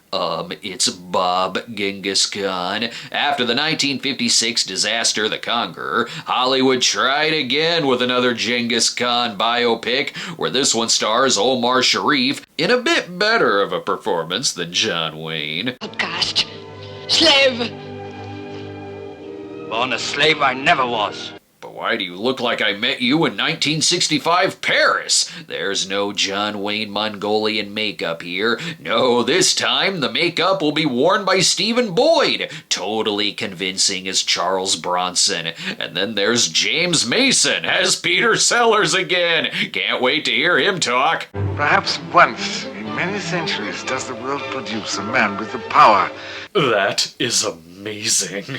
Plus, Eli Wallach still has some makeup left over from Lord Jim. He'll be a shoo-in for this role. The only thing this movie is missing is a cameo appearance from Christopher Lee as Fu Manchu. What's with the casting here? It looks like my school faculty putting on the Mikado. Let me guess, is she supposed to be Jamaican? Like with The Conqueror, this one also wasn't a hit, but the reviews were a little less embarrassing than the '56 film, although because the John Wayne version is so famously miscast and its backstory so tragic, it's that one that's the more memorable of the two movies. But back to history lessons, again. The year is 1877, and trouble is brewing in the great Southwest. The natives are restless. The Old West is gonna be a silly place in this one, isn't it? Hang on, boys. Saving America is gonna have to wait. There appears to be one of those nudie pictures over there. It's the story of how barrels of whiskey made it through the Hallelujah Trail, making people far too happy and drunk to protest. Directed by John Sturges, who also did the year's The Satan Bug. This stars Burt Lancaster, Lee Remick, and oh, of course it's zany. It has Jim Hutton in it. Sure, she wants to outlaw booze in the town, but that's because she hasn't had the taste of a fine clinker brick yet. Like with those magnificent men and their flying machines, this is another epic comedy of the month, and oh wait, Donald Pleasance is in it? That chief, he's a real boozer, Colonel. It gives him the blackest eyes, the devil's eyes. It makes sense we'd get a movie like this. We're in the era of both CinemaScope westerns and big-budget comedies, so a western spoof makes sense. But it wouldn't surprise me if they only did it to give it the tagline, "How the West was fun!" Sadly, it didn't perform as well as they had hoped, even with it being cut down after test screenings. Should have handed out free whiskey to the audience. And wait, what the hell's going on in the next picture? An angry drunk? It's here. The sizzling story that shocked the world is finally on the screen. What do you mean, finally on screen? Didn't I just see this movie last month? Oh, never mind. It's another twin film, as here we have the Paramount version of the Jean Harlow story, this time starring Carol Baker, and we'll give even more answers. What was Harlow really like? Was she really a blonde virgin, like the Marquis says? It's doubtful. Bedroom was to the left, as I remember. Nice beaver. This looks like the bigger budgeted of the two. Just look at the cast. What really happened on history's most notorious wedding night? Honey, sex can wait. I told you I want to watch the game. She told him things that no person should ever have to hear. Your fur coat has been made of puppies this whole time? He's made love to as many women off the screen as on, and he's never given a bad performance. That's because people think I'm Sean Connery. He decides what pictures and what stars are going to be made. Gentlemen, read my lips. A 7-picture deal with Rob Schneider. With the two Harlow movies being released within weeks of each other, there were lawsuits back and forth between Paramount and Magna Distribution, but neither film did that well, and Magna later went out of business, but at least the actors got some new glamour shots. When will you learn? If you want to hit, you just gotta have Frank Sinatra and a train. No, first Shenandoah and now this. Can we have a train for 5 minutes without it getting destroyed? Von Ryan's Express was a huge hit for Sinatra, as it's part The Great Escape, part John Frankenheimer's The Train, and part book movie. From the great bestseller comes this story of an incredible American pilot down behind enemy lines in Italy. I want to thank Burt Lancaster for sending me this bottle. Frank's got his work cut out for him. He ain't just being held by the Germans, but freaking Largo from Thunderball? He ain't even popular with his own men. Why do 600 prisoners of war hate him worse than Hitler? Because they started their social media accounts, where everything is compared to Hitler. He's gonna lead his fellow POWs to freedom via this prison train. What would Steven Seagal in Under Siege 2 Dark Territory do? Gentlemen, we're gonna outrun a train crash, and if there's time, we'll turn this place into a brothel on wheels. It's big-time CinemaScope action. Yo, where are the planes? There's camo. We can't see them. Is that what's causing the cliffs to shatter? It's easy enough. Just wait for the Germans to all line up and we'll shoot them dead. Forget this coming from a best-selling book. I want a video game adaptation. But you're gonna need a password to see the next film. It's sheer magic. What's sheer magic? See for yourself. Okay, who's gonna be naked behind that door? Whoa, I was way off. It's a family film, the stop-motion animated movie Willie Bean and His Magic Machine. The story of a boy who travels through time to the Old West, dinosaur times, many others, all to stop the evil professor. Good lord, maybe just take his crack away? This was the first feature film for Rankin Bass, well before their Christmas TV specials. The movie came and went at the time, but today is sought out as part of Rankin Bass history, where you can see their early efforts in stop motion. You can tell it's them who made it. I'm waiting for Raging Rudolph to show up at any minute. Hey, who the are you? The next one will prove far more successful in the comedy western department than the Hallelujah Trail. That's because this one has its own theme music. Well now, friends, just lend an ear, for you're now about to hear. We're about to be sacrificed in an Old West town like in 2000 Maniacs, aren't we? June is a very successful month for the year, as Those Magnificent Men, Von Ryan's Express, Shenandoah, and this film, Cat Ballou, are all in the top 10 box office of the year. Cat Ballou is the queen of the outlaws, and is also auditioning to play Jean Harlow. The movie keeps it honest. Miss Parker didn't introduce us. I'm Catherine Ballou. I'm drunk as a skunk. Christ, was anyone sober after crossing the Hallelujah Trail? Ooh, Lee Marvin heard the magic words. If someone says drunk as a skunk, Lee's gonna show up like a wasted genie. And it's one of his best roles, where the booze only makes his aim stronger. And it got him an Oscar for Best Actor. Here he's a gunslinger hired to protect Jane Fonda's ranch. You don't know who is lurking about. They're sex maniacs and troubadours. Nat King Cole, Stubby K. The look that says they both farted. Of course, there will be trains in it, but goddamn, this is a really funny movie. You want to say, says he'd rather die. Is that right, mister? Yeah. That was a close one. If this were a 70s movie, he'd have his head blown off. There's great performances all around and a terrific star vehicle for Fonda. You'll never make me cry.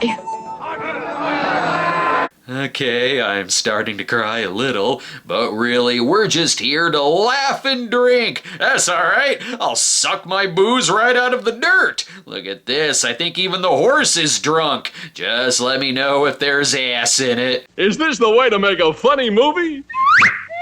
You bet it is. Hoo-hoo, we're gonna toss this movie's salad. Or if you want to play it safe, there's always the next beach party movie. What do the surfers and sunners do when it snows? They make the same damn movie again, only this one has snow in it. And more ass. For all the fun you can bear. Whoops. Ooh, Coca-Cola Bear put some Jack Daniels in his soda. What more do you need to know? There's slopes and horny teenagers. Frankie Avalon and Dwayne Hickman trying to make time with Deborah Wally and Yvonne Craig. We want to see the two of you make out. You know the old saying, get some girls together and eventually there'll be a pillow fight. You don't know what they'll do for a crisp $5 bill. This is like I'm watching the very first 80s comedy, albeit with less convincing ski footage of the actors. It's gotta be good. They use hip words like the Tops, and it's selling a soundtrack. Sunshine, lollipops, and... Leslie Gore is also there to pick up girls at the slopes. And James Brown is here too. Get him out of here before he takes the sexy ski instructor for himself. Now, and you say it stays completely dark for 8 months of the year in Stockholm? Yeah, this is true. Oh, please, you're from San Diego. There ain't nothing like coming back to the lodge and shaking our asses and making a warm fire out of Yeti shit. And that's ski party. It's different, you see. It's wintry. It's something that the horniest film of the month isn't the nudie cutie picture that's titled Orgy of the Dead, and it's written by Ed Wood, deep into his alcoholism when this was made. What's there to say about this film? It uses footage already shot for Wood's unreleased movie Night of the Ghouls, and it's got the worst cutting between day for night footage and actual night that I've ever seen. Look at this! Seeing a cemetery on a night like this can stir in the mind the best ideas for a good horror story. But I'm fresh out of ideas, so we'll just make a movie where Criswell introduces a bunch of burlesque performers and they all dance for 90 minutes. If we're lucky, maybe a mummy and a wolfman will show up, while Criswell gets deep.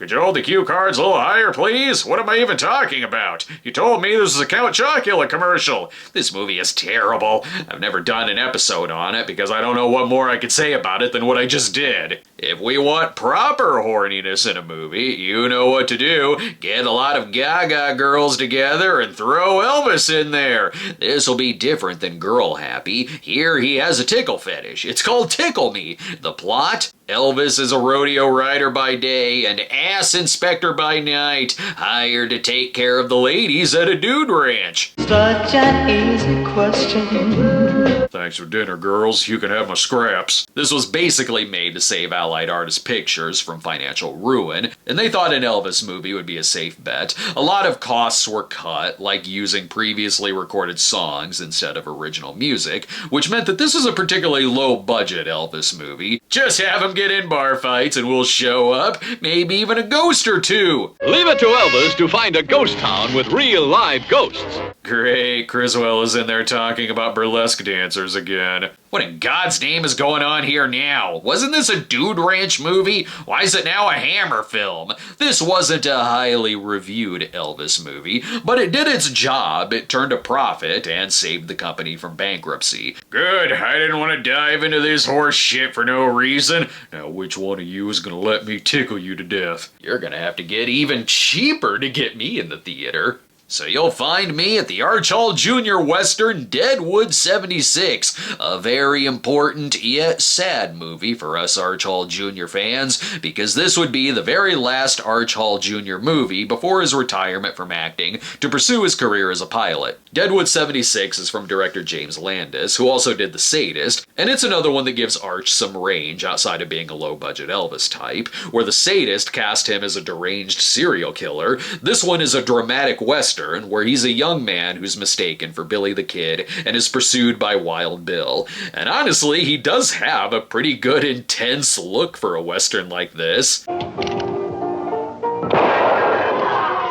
Jesus Christ. Don't worry, it's the Old West. There'll be hundreds more drunks to fill that guy's shoes. Truly, this marked the end of an era. I salute you, Arch Hall Jr. Your filmography was small, but the entertainment you gave lasted decades. Coming up next, Joan Crawford is back, so is John Wayne and Jerry Lewis, plus we'll have the highest budgeted comedy of the era, which is also my favorite comedy of all time. So remember, kids, the moral of this story is keep your mouth shut. It's July of 1965, where it already appears like someone is drunk at the 4th of July party.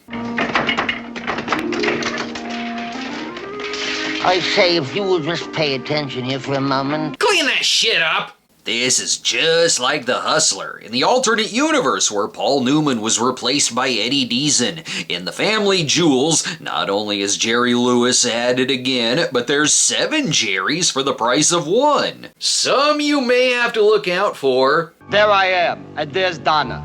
Pretty cute, huh? And that Donna ain't so bad either, get it? Ha ha ha. Sir, are you supposed to be in this daycare center? So all of them are brothers, and little Donna is their niece looking for a new father, and looks like one is busy doing pre-production of The Day the Clown Cried. What? Jerry is related to the sea captain from The Simpsons? Jerry also directed the film, which is a good showcase for various types of comedic performances he's doing. Like shit, he could give Minnesota Fats a run for his money. And that's The Family Jewels. It better be about balls. The physical comedy in that will be no match for the next masterpiece. I couldn't wait to get to this one, my favorite comedy of all time. Blake Edwards' The Great Race, a true comedic epic that really did have the highest budget for a comedy at the time. Yet with a lousy poster, did you not even try? That's not even what the actors look like in the film. Hell, even the trailer begins with footage from other movies. I know this Jack Lemmon movie. It's How to Murder Your Wife. I talked about that one earlier. And that's Natalie Wood in Sex and the Single Girl. Getting close, I guess. That also had Tony Curtis in it. Don't worry, the trailer does mostly contain footage of the right movie, which showcases the outstanding cinematography and stunt work. This was a twin film with those magnificent men in their flying machines, as this one is about a 1908 auto race from New York to Paris, headlined by competitive daredevils, the great Leslie, played by Tony Curtis, and Jack Lemmon as the evil Professor Fate, plus Natalie Wood as a reporter and an all-star cast including Peter Falk and Keenan Wynn. After his success with the Pink Panther films, Blake Edwards could pretty much do what he wanted after, so he made this love letter to Laurel and Hardy and the art of slapstick. It is like a live-action cartoon, right down to Curtis's eyes twinkling. You practically get several movies in one here, as the plot takes them through various different movie genres, from westerns to a social satire about women's rights, and even a spoof of The Prisoner of Zenda. It goes all in, including catchy musical numbers and the largest pie fight put on film. It made it into the top 10 box office of the year, but couldn't recoup the high budget. But it did go on to be much more appreciated later, like the iconic and near unrecognizable performance from Jack Lemmon that would inspire such characters as Dick Dastardly. It's insanely quotable, the set pieces and brawls are spectacular, and I've cherished this comedy since I was a kid. If it's full-scale comedy that you love, then this is a must-see, as it's my favorite piece of work from all the performers involved and those behind the camera too. As for a full-on Western, though, John Wayne and Dean Martin are together again as they make up half of the Sons of Katie Elder. The fifth brother is still lost at sea. They're just brothers doing brotherly things. Oh, you're gonna try and stop me? You bet I am.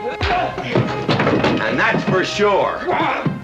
I just had a lung removed and I'll still kick your ass, kid. It's a true mystery, like how much did their mother get around? Ain't no way they share the same father! This is a very good John Wayne movie, where the four brothers come together to avenge the death of their father, and they have distinct personalities of their own. Led by Big John, the eldest, the gunslinger, the toughest. Sorry, I saw a fly on your face. Tom, the gambler, who would play any game at any odds. I'm betting it all on Brother Jerry. Matt, the quiet one, the dangerous one. He travels without winding his watch. That's rebellious. Bud, the kid, who had to be taught what it meant to be an elder. Are you sure that's a water pistol? Bartender, get me a milk. Look at this. Even when George Kennedy starts shit, Duke still wants to kick his little brother's ass. It's got all the action and humor and gravity-defying bullets that you want out of it, and later it'd even have a pretty good remake with the Wahlberg film Four Brothers. 1965 is turning out to be a manly month of the year, from the great Leslie to the Duke, and now we've got Sean Connery and Sidney Lumet's The Hill, about World War II prisoners who survive a brutal prison in North Africa, and it's very much sold on it being a different type of film for Connery, which is part of why he wanted to do it, and Connery's involvement got Lumet enough backers interested. Sean Connery had different types of roles before, like Marnie, but he still looked very Bond-like in them, whereas here, he really becomes a wholly different character, and his performance is one of his best. The intense cinematography by Oswald Morris is practically a character in and of itself.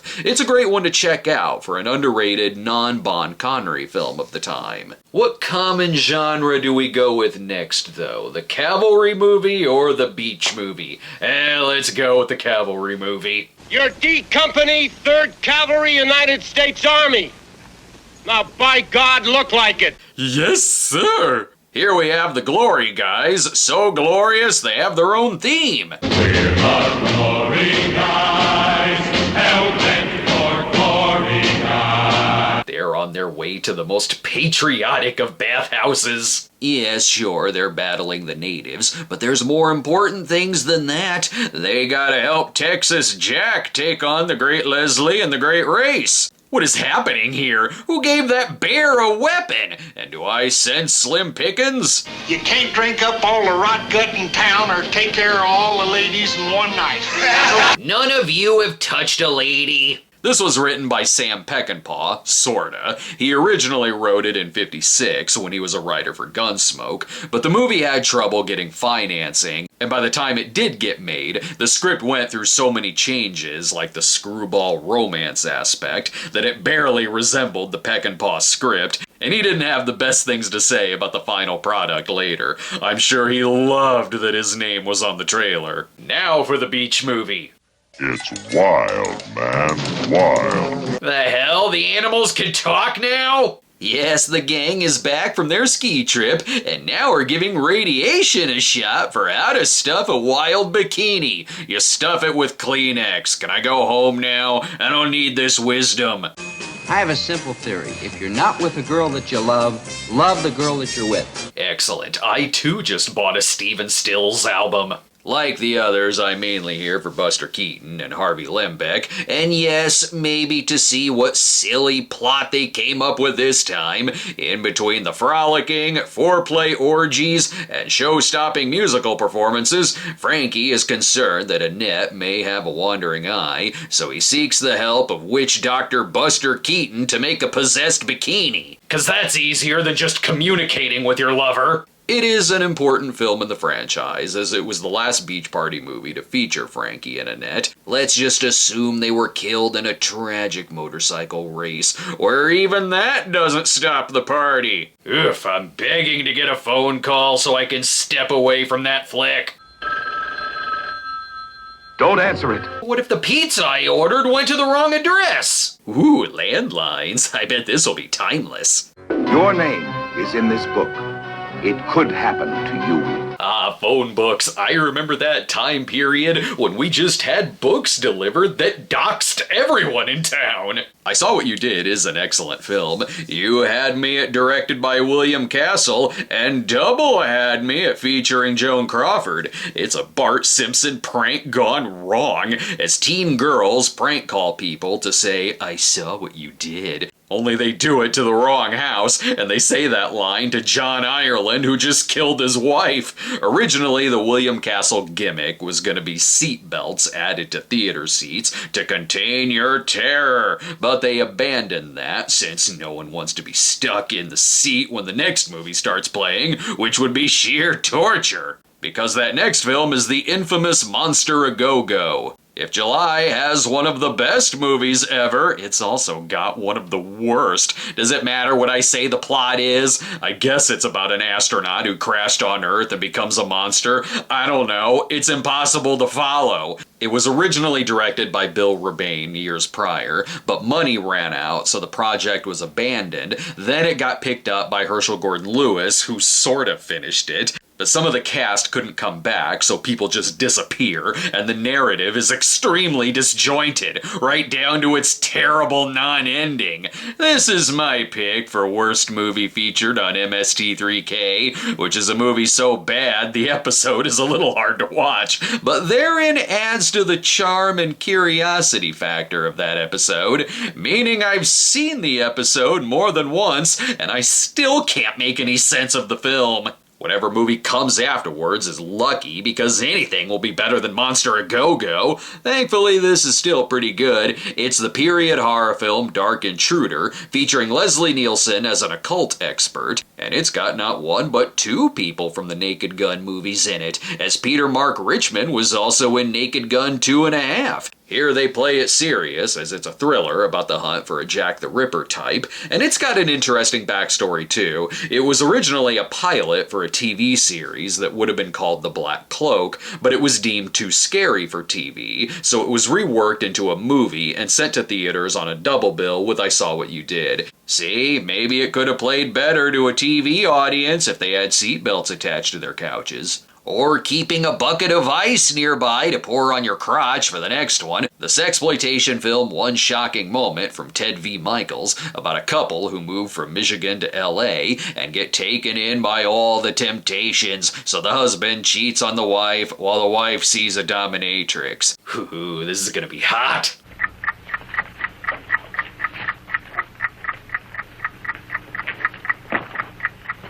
Cut that clock off or you're not getting a tip. I have a hunch the couple would have cheated regardless of what state they live in. The next one will be far more important. It's got a director intro. May I introduce myself? I'm Stanley Kramer. No, you're not. You're former Speaker of the House, Kevin McCarthy. Why show us the book that Ship of Fools is based on when he could just tell us everything? This film is based upon the best-selling novel by Catherine Ann Porter, which was 20 years in the writing. Quite a challenge for a filmmaker. For instance, look at my office. It's a wreck. Where's my cigarette butts? My ashtray is embarrassingly empty. Ship of Fools has an extremely large cast for this ensemble film set on board a ship to Germany before World War II. And it features the great Vivien Leigh in her last film role in this story that provides commentary on high-class 1930s society, where bigotry comes out and their ignorance of the war that's about to happen. And it was a good one for Vivien Leigh to go out on, as it was a highly acclaimed film that received 8 Oscar nominations, including Best Picture. And I wasn't expecting this to also turn into a drunken Lee Marvin film. Big and tough Lee Marvin, as an ex-ball player from Texas. And pretty tough for Vivien Leigh to handle, too.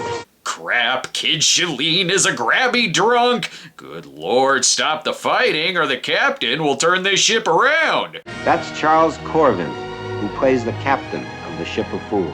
Your sweaty demeanor isn't making us very confident in you, Captain. You see, folks, there's enough drama on this ship that you'll be begging for it to crash into an iceberg. And how could I forget that there was another Olga movie made around this time? When I talked about the previous Olga film, I mentioned that the next one wouldn't be till 1969's Olga's Dance Hall Girls, and I largely based that on the fact that the 65 film Olga's Massage Parlor wasn't included in my official Olga DVD, so I hadn't even heard of this one beforehand. There is a reason for that, though, and it's the reason why the footage that I'm showing right now is not Olga's Massage Parlor. That's because the 65 film is actually a lost film, where the only remaining footage was used in the 66 movie Mondo a Sanita. Makes sense, Olga wouldn't have been the main character in it, as it was about someone else taking over the organization. Truly, the movie would have survived if it contained at least one lesbian fact. There are a multiple number of factors responsible for the development of lesbian patterns in women. Family discord, alcoholic fathers, neurotic and psychopathic parents. As well as Home Depot sales, reruns of Xena Warrior Princess, the urge to become a PE teacher, not to mention the alluring siren song from an Indigo Girls concert. That does it for today's lesbian facts. Coming up next, we've got a movie with the Beatles and a movie with the Dave Clark 5. There's 2 Russ Meyer films, and Frankie and Annette are back in 2 separate movies, neither of which are the beach movie of the month. Hey, stay frosty. Come on, we survived Monster Go-Go. We can survive this. Welcome to August, where we're gonna do our best to predict the future. 2020. The moon has been explored and colonized. Oh yeah, I remember when that happened. 2020 was a crazy year. What else happened? And the next space goal is about to be reached. The first landing by man on the planet Venus. Then they all died. Here we have Voyage to the Prehistoric Planet, unlike all those other planets created in historic times, which is a real Frankenstein of a movie, more so than the actual Frankenstein movie of the month. This is actually a 1962 Soviet film called Planet of Storms, which was purchased by Roger Corman, that incorporated footage from other movies, and then new scenes were shot by Curtis Harrington to insert American actors. So go figure, it was called Disjointed, but probably still made more sense than Monster A-Go-Go. And what the hell does that say? Is this the Mitchell credits? Oh, darling! Okay, practically the same movie. The narrators will get the title across. Dirk Bogard. Darling Robert. Lawrence Harvey. Darling Miles. Julie Christie. Darling Diana. Great, the trailer narrators are now a horny couple looking for a third. In Darling, wait a minute, a model, a photographer, are you sure this isn't one of the nudie movies? Looks like someone went to see a Barry Mahan film about sleaze in the modeling world and thought, I could make an Oscar winner out of that. And they did. Here Julie Christie works her way up to the top of the modeling world by, of course, securing some dates with powerful fellas. Yeah, sure, one may be married, but who cares? I will be on the cover of Cat Fancy. She knows what's important. Diana was ambitious. Diana Scott knew what was valuable. Excuse me, but the 60s is a decade of ass men. Directed by John Schlesinger, this went on to receive an Oscar nomination for Best Picture and won for Costume Design, Original Screenplay, and Best Actress for Julie Christie. It's a stylish look at the swinging side of the 60s with less Peter O'Toole and Peter Sellers zaniness. I love a hard industry movie where if it was an 80s movie, it'd be a Pia Zadora film. And from one British 60s new wave director to another, Michael Winner had critical success in '64 with the Oliver Reed film The System, and in '65 he followed that up with the comedy You Must Be Joking about people doing a scavenger hunt, making it like a vignette film. And as a fan of Winner's 70s and 80s movies, it's a whole other world going back to his 60s pictures, a far cry from the vigilante movies he'd later be known for. Now as for that Frankenstein movie I was talking about. From the ocean's unfathomable depths, a gigantic, man-like creature appears. Oh my god, Andre the Giant is back and making up for lost time! As if earthquakes and other kinds of monsters aren't enough, somehow Frankenstein's monster fits into all this. In Frankenstein Conquers the World, he'll destroy shit one house at a time. Frankenstein, with the strength of 1,000 men. Oh, and he's also an asshole! And how did he find a shirt in that size? This may seem like a Japanese film re-edited to include American actors, but no, it already was a Japanese and American co-production which starred Nick Adams. It got its Japanese release in the summer of '65, but didn't come to the States till '66. Truly what Mary Shelley envisioned. Caveman Frankenstein fighting a clone of Gamera. But as for more armies on horses, we haven't had one of those this month yet. This was the northwest frontier of India in the year 1850. They are a long ways away from colonizing the moon. Whoa, you led them through an 1800s minefield! Someone's gotta pay for this. In the Brigand of Kandahar, Ronald Lewis is discharged due to cowardice. That's okay, he's just gonna team up with Lord Jim to get his life back on track. Or join the Indian Brigade to take over a fort, one or the other. While Oliver Reed may not have been in the Michael Winner movie of the month, he can be seen here after 60 straight days of tanning. There's far more gunplay in this one. I want to know where the English sub is hiding. Talk. I don't know, sir. Shit! A weapon designed to make you crap your pants, and do it sexy too. She moved like a tigress, and like a tigress she lived.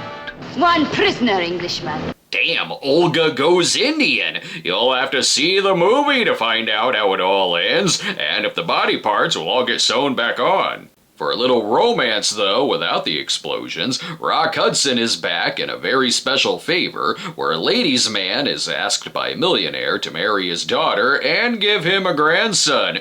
Quiet, little lady, this has nothing to do with you. Men are talking. Rock may have been a little burnt out in this one, since at this point he'd gotten pretty tired of doing so many rom-coms, but at least it still has great race alumni in it, as Larry Storch is in the picture. I have a feeling it'll be the next movie that the kids are into a little more.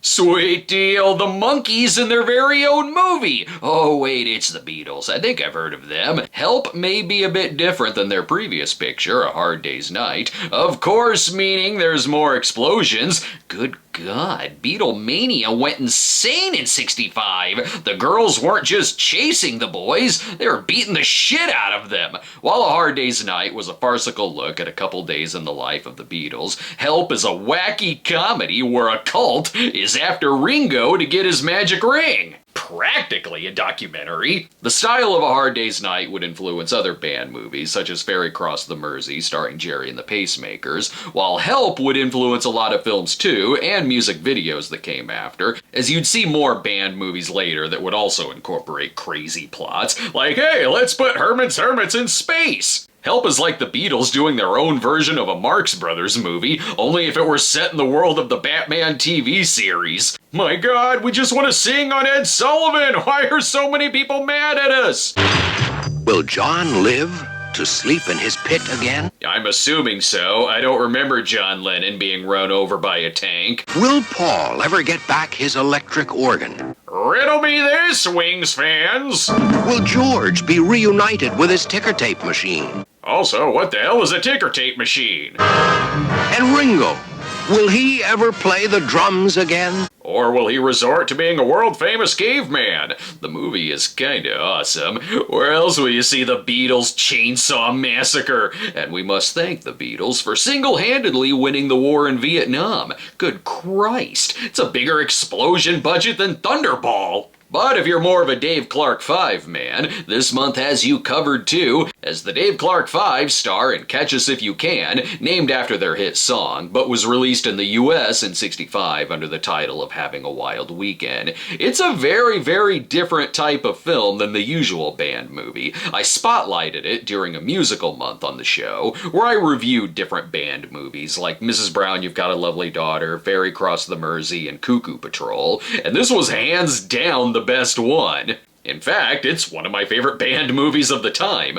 From director John Boorman, he set out to give us something a bit more thought-provoking, as the Dave Clark 5 don't play themselves, they play stuntman, where Dave Clark falls for a famous model, and the two run off together to find some sense of normalcy outside the world of celebrity. It's much darker than you'd expect, as it provides commentary on the loneliness of fame and media manipulation. It's an extremely underrated film that's beautifully shot with some good performances, and offers audiences a bit more than being just a fun time capsule movie. Speaking of time capsules, I've had enough exploding cars and tanks, so let's go with motorcycles in Motorpsycho. I will watch this on a double feature with Motorcycle. Here we have the first of two Russ Meyer movies of the month, with this promising to be the most adult motion picture you'll ever see. Hardly. There's no stomach-ass man in Motorpsycho. The movie is an early film to show a disturbed Vietnam vet character, as it's a revenge movie where a man's wife is killed by the gang, so he joins with a woman whose husband was also killed by them, so they hunt down the motorcychos themselves. Come for the action. Stay for the Triple D Russ Meyer trademarks. You know how females are, darling, especially when they're pregnant. Do you mind, honey? I also watched Caligula and am into horses now. Hell, I think she may have a thing for horses too. And Tom and I are thinking of buying him and using him for breeding purposes. That's horse speak for I'm also an ass man. You know this'll be some quality exploitation because, what? Coleman Francis is in it? This really wants you to pay attention to the plot. Ooh, both of them. Let's do it in the sidecar and suck some venom out. Suck it out! Suck it some more! Some more! Hey, I'm not gonna kink shame. Good God, the trailer guy loves saying the title. Motorcycle!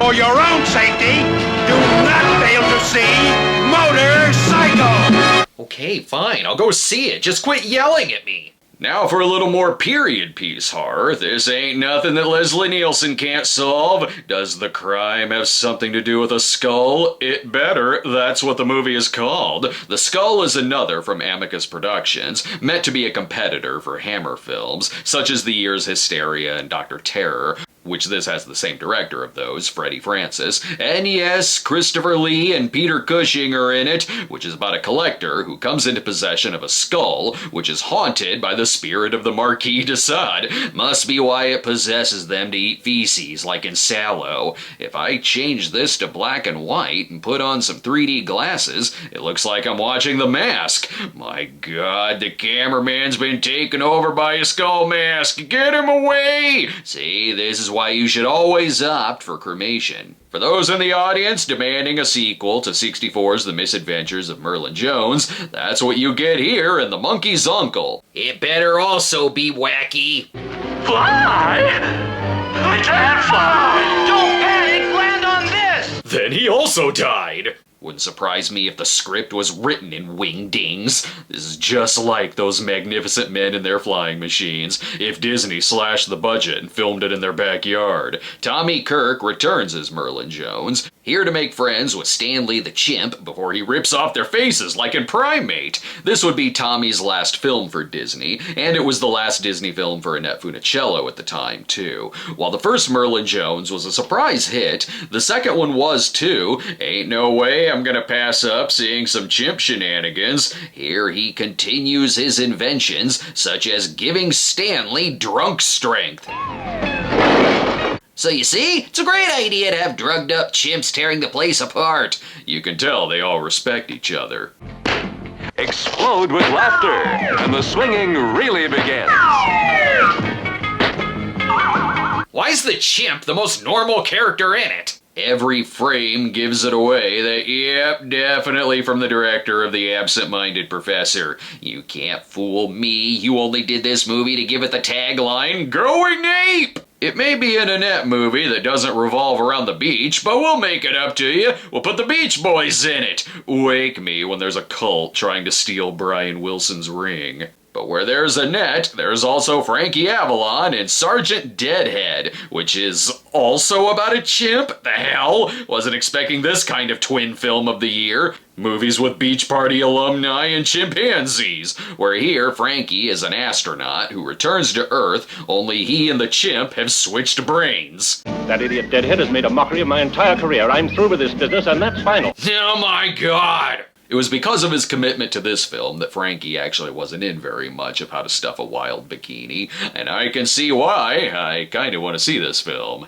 And now for some more science shenanigans. Good God, does anybody respect keeping the labs clean? Here we've got another from Amicus and starring Peter Cushing, and it's Doctor Who and the Daleks? Another great British invasion band. This is a movie version of the TV series where Peter Cushing plays the Doctor, who travels to a lost planet made up entirely of sets from Nathaniel the Grublet. And hey, Al, will someone build me with a set of working eyes? This proved to be a big hit in the UK, but not so much in the States, as Doctor Who wasn't quite as known here in the US as it is now. I'm sure there's tons I could offer if I reviewed this. Ha, kidding. I've seen like 3 episodes of the show. It would be one of 2 feature films based on the series, as Cushing would also play the Doctor in 1966 with Daleks Invasion Earth 2150 AD. Oh, that rolls off the tongue. Reaction to it is sometimes mixed, as at the time, fans loved seeing this bigger budgeted Technicolor adaptation of the show,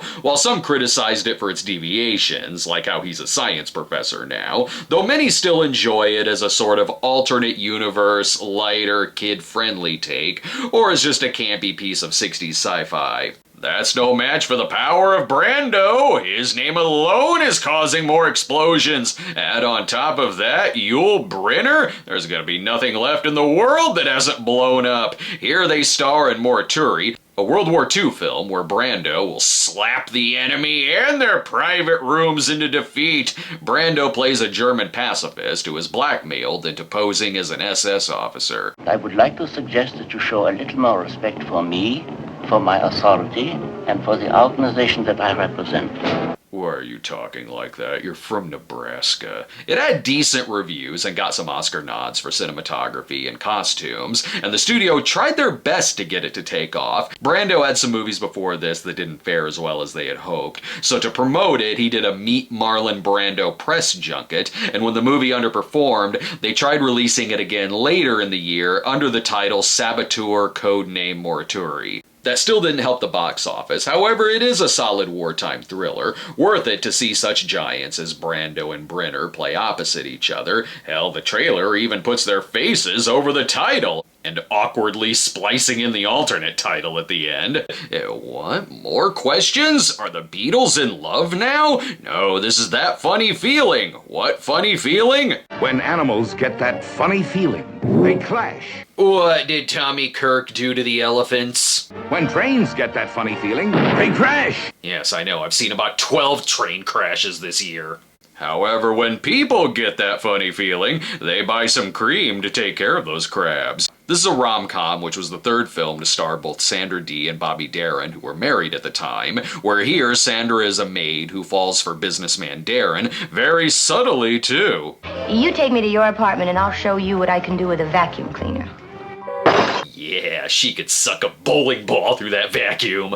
Truly the Maid in Manhattan of its time. We'll know it's extra zany if it also has Larry Storch in it. And Larry Storch punching. That's for eyeballing his best girl, Dorothy Provine. And it's another movie of the year with artist characters. Poor Donald O'Connor is also getting arrested for using blood in his artwork. Oh, and he may also be Doctor Who. And that's That Funny Feeling. Ooh, it's food poisoning.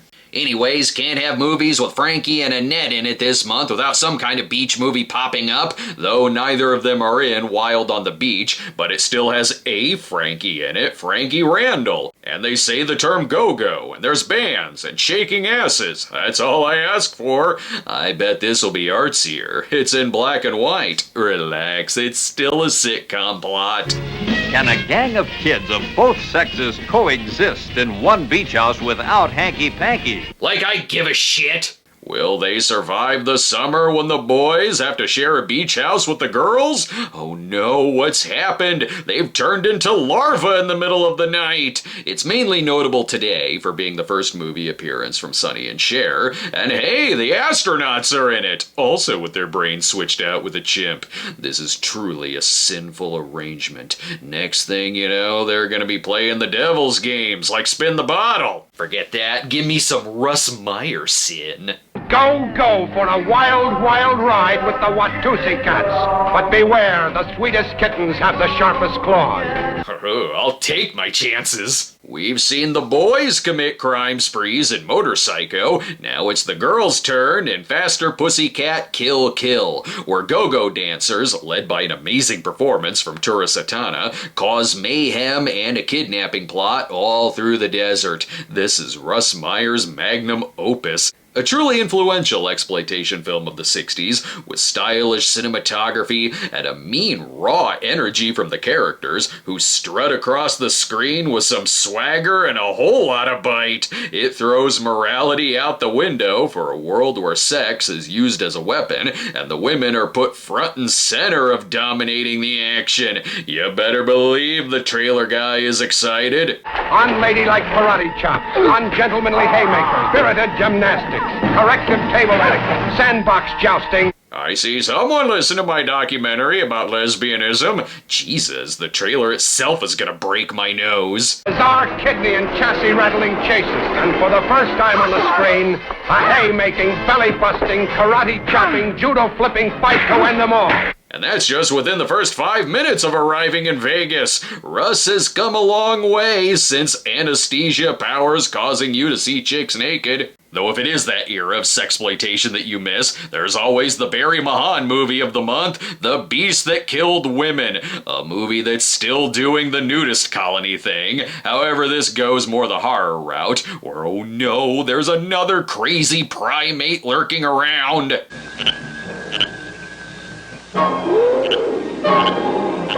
I apologize for not complimenting the realism of the Frankie Avalon and Tommy Kirk movies. That's weird. Beasts in these movies don't usually kill women. I say beast, but will someone get that idiot in a gorilla suit out of the colony? Coming up in September, Frankenstein is back again. And just because the kids are back in school doesn't mean we won't get 2 more beach movies.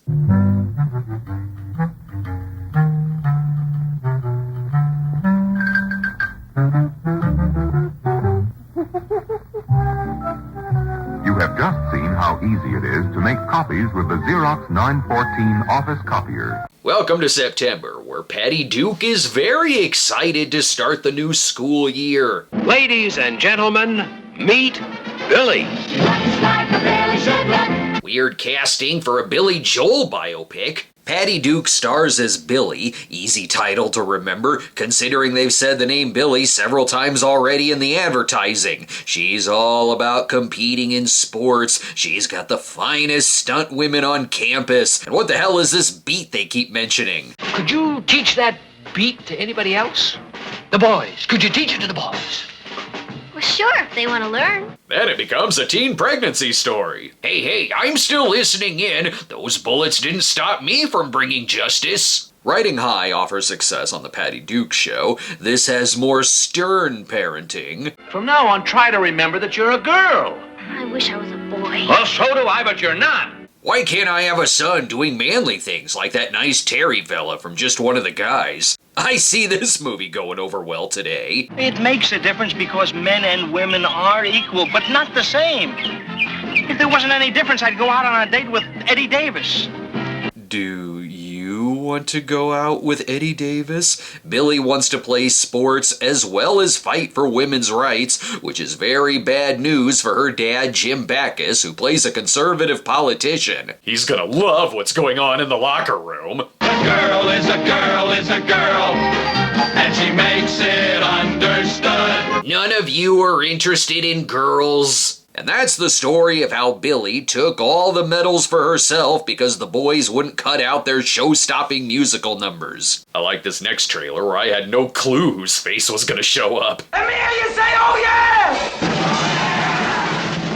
Everybody in this whole stinking... Boss Carl Grissom is in the club? What's any of this have to do with jazz? The dynamic young idol of Continental film fans meets provocative Anne Margaret, and the screen explodes with the impact of their ardent emotions. I see they also have the beat. Here we have Once a Thief, a crime thriller with a standard plot for a movie like this, where an ex-con gives up his life of crime, only cops won't stop bugging him, and what? Dr. Strangelove is even on his case? His brother, Jack Palance, wants him to take part in one more heist. Oh yeah, I believe Jack and this guy are brothers. I'm a thief, so I'm going out. To steal.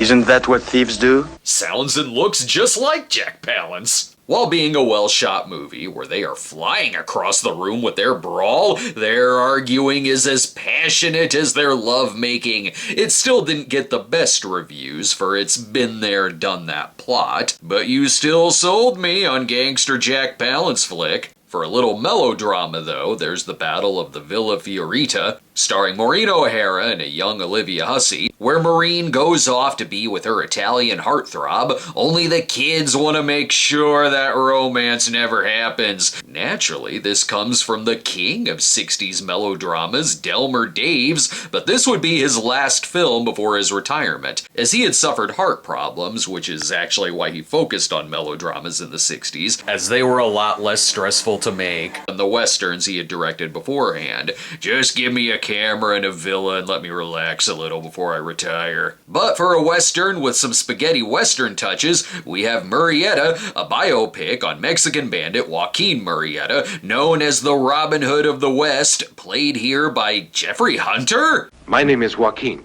Murrieta. Oh, okay, you're about as Mexican as the cheesy gordita crunch. Here Murrieta becomes a local hero, but an outlaw of California, where he hunts down the gang that robbed him and killed his wife, but it looks like he picked up his outfit at a Spirit Halloween. Is he a hero? A bandit? A liberator? And most importantly, what spa does he go to get his tan? Now let's get to the other movie with Frankenstein in it. Kinda, sorta, not really. Do you dare witness the total horror of Frankenstein meets the space monster? It's the riveting story of Martians who threaten the Earth when an atomic war wipes out their women, except for the Martian princess and her sidekick, Bat Boy. So they want to steal all of Earth's bikini models and take them back to Mars to repopulate. The hell does any of this have to do with Frankenstein? Alright, you got some shaking asses. I guess I'm distracted enough. So yeah, there's no Frankenstein or the monster in it. However, there is a robot named Frank. Close enough. The monsters are destroying all our poolside parties. Quick, defend Epcot Center at all costs. This feels like the type of movie that would be on a double feature, and it was. If you thought it was unsafe on Mars, wait till you visit the hell pits of the jungle in Curse of the Voodoo. Curse of the Voodoo what? What, did my grandpa come up with that title? You kids aren't messing with the voodoo, are you? Here a big game hunter kills a sacred lion, then is cursed by the tribe when he returns to England. You're lucky. If you pulled that shit in an Amazon cannibal movie, they would have chopped your dick off. Let's keep the monster theme going with the Legend of Blood Mountain. Look, you name your mountain Blood Mountain, there's gonna be a monster that comes out to attack people. I feel this would be perfect on a late night horror show. That's because it actually stars a late night horror host, where the main character is George Ellis's alter ego Bestoink Dooley, who was an Atlanta horror host at the time. I wish this happened more often. Give us a remake of Don't Go in the House starring Svengoolie. But will the next one be riding off the James Bond spy trend? I imagine. It's called Operation CIA, where everything is rigged to explode. Where even the mundane becomes deadly. Oh, never mind. I'll just walk. This is alternate universe American James Bond, where a pre-mustache Burt Reynolds is CIA agent Mark Andrews, who travels to Vietnam to prevent the assassination of the American ambassador, but today it's known for its title drop in Archer, where Archer credits this film for inspiring him to become an agent. Just one of the many examples of Burt's influence saving the world. Let's get back to the gritty westerns though. What's that Jeffrey Hunter up to this time? This is the neo-western The Reward, where Max von Sydow does his best to outdrink Lee Marvin. Here bounty hunters fight over who gets the bulk of the reward when they capture a fugitive. But most importantly, oh thank God, honey, we made it to our destination. I thought Criswell would never stop introducing burlesque dancers. And speaking of dancers, we're a-go-going again. Didn't we just a-go-go in Wild on the Beach? Yeah, but that didn't have MCs like Frank Sinatra and Dean Martin, like in Marriage on the Rocks. Wow, I didn't know Frank and Dean's marriage was in that much trouble. Could be because it's shot in pristine Russ Meyer scope. This rom-com has a classic sitcom misunderstanding where Frank's wife accidentally divorces him, then accidentally marries his best friend Dean because the Spanish priest mistakenly pronounced them man and wife. Now Uncle Ernie is the family man. What? Seems like an easy problem to solve. Sorry, but once he says, "I now pronounce," there's nothing you can do to get out of it. In fact, Frank will take Dean's place as the swingin' bachelor man. That's what the law says. Sorry, Nancy, you'll have to call Dean Dad now. I have a hunch On the Rocks refers to booze, and whatever this go-go dancer snorted up her nose. Let's get a real hero in here, maybe. What the hell are you doing hiding over there, you coward? Here Warren Beatty stars in Mickey 1. It's good we're going back to the original Mickey after Mickey 17. From director Arthur Penn, the movie combines elements of French New Wave cinema and American film noirs, as Beatty plays a stand-up comedian stricken with paranoia who hides out from the mob with leftover props from the nearest slapstick comedy set. He tries starting over again by stealing the identity of a homeless man and still wants to continue comedy, but is held back by his constant paranoia in what is essentially an allegory for McCarthyism. And hey, does this feel like the time and place? A man's getting his ass kicked over there. Criticized at the time for being too pretentious, it was given a reappraisal in later years for its stylish view of American cynicism. Enough about that, because beach movies! The cats can't make the scene fast enough.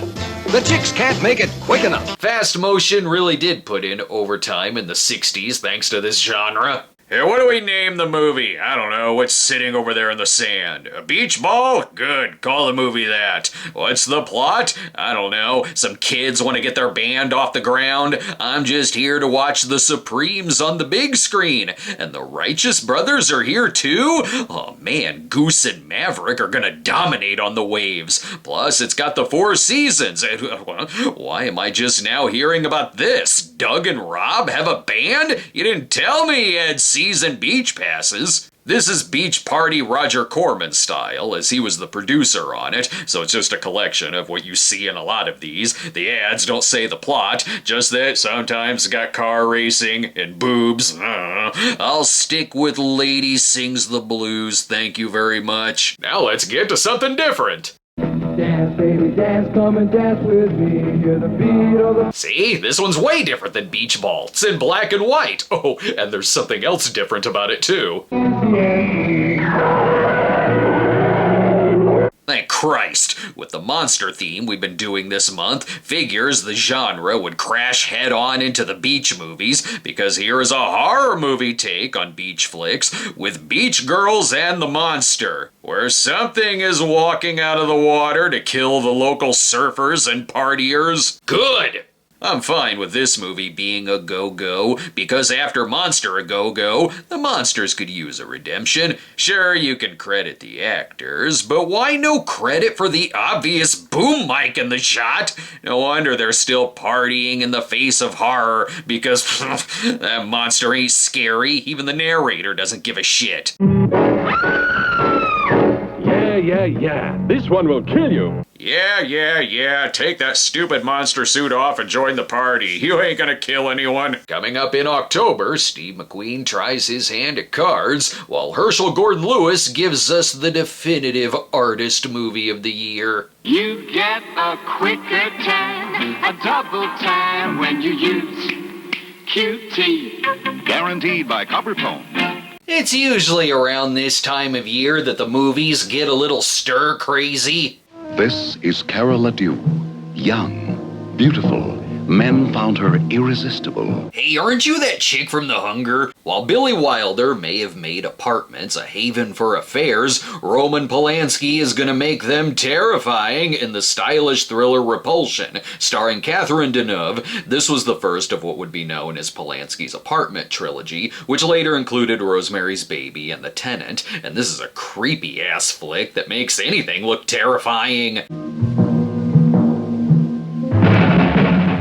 My God, that's a rusted blade. He's gonna get an infection. A study of isolation and mental collapse, where Carol is alone in her apartment when her sister goes away, which throws her reality into jeopardy as the apartment becomes a claustrophobic horror house and ordinary sounds and objects become threatening, with the lines blurring between what's real and what's imagined. Through its masterful cinematography, it puts you right into the anxiety-fueled mind of its lead and is a real tour de force of acting and directing, and one of the best psychological horror films of the decade. Yeah, but where's the dancing at? It could have been me, but I blew my chance. It kills me to see.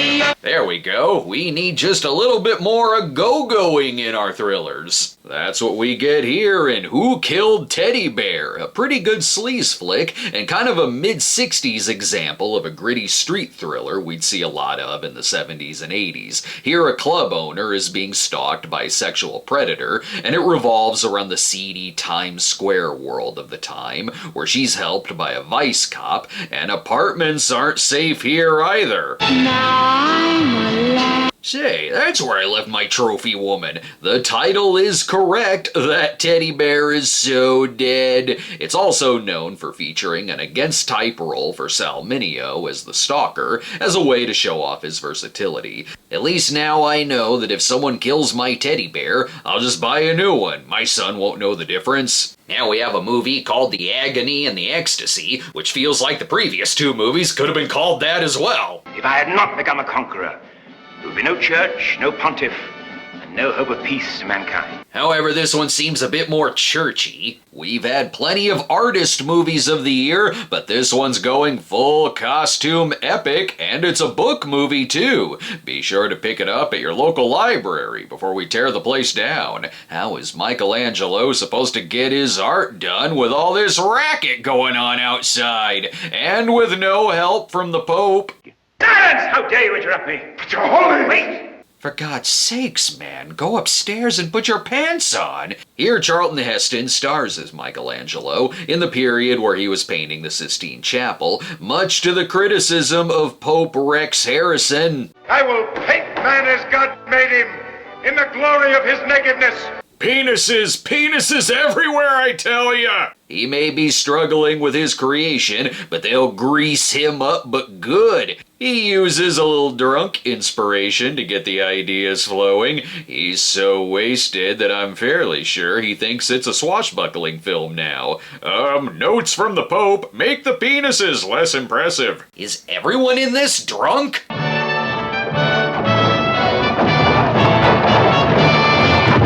Well, so much for that day's work. We'll try moving the giant bar of soap tomorrow. Still waiting for the art movie this month where they paint in human blood. Here's the type of film that'll definitely make you more paranoid and claustrophobic. A Cold War thriller about the threat of nuclear annihilation. And dodging the ice left and right. Easy, don't sink this baby. Nerve-shattering suspense, the hide-and-seek, life-and-death search for the enemy below the icebergs. But meanwhile, on the planet Pluto... This is the Bedford Incident, a Cuban Missile Crisis type story featuring Richard Widmark and Sidney Poitier, where our hero captain is determined to find the enemy sub. I'm proud to be an old-fashioned patriot, and I'd destroy any enemy if it meant saving my country. Now what in the hell is wrong with that? For starters, your American flag thong is a flag code violation. The captain is obsessed with finding the Soviet submarine, and it's a very Moby Dick-inspired story where his obsession becomes a mental breakdown,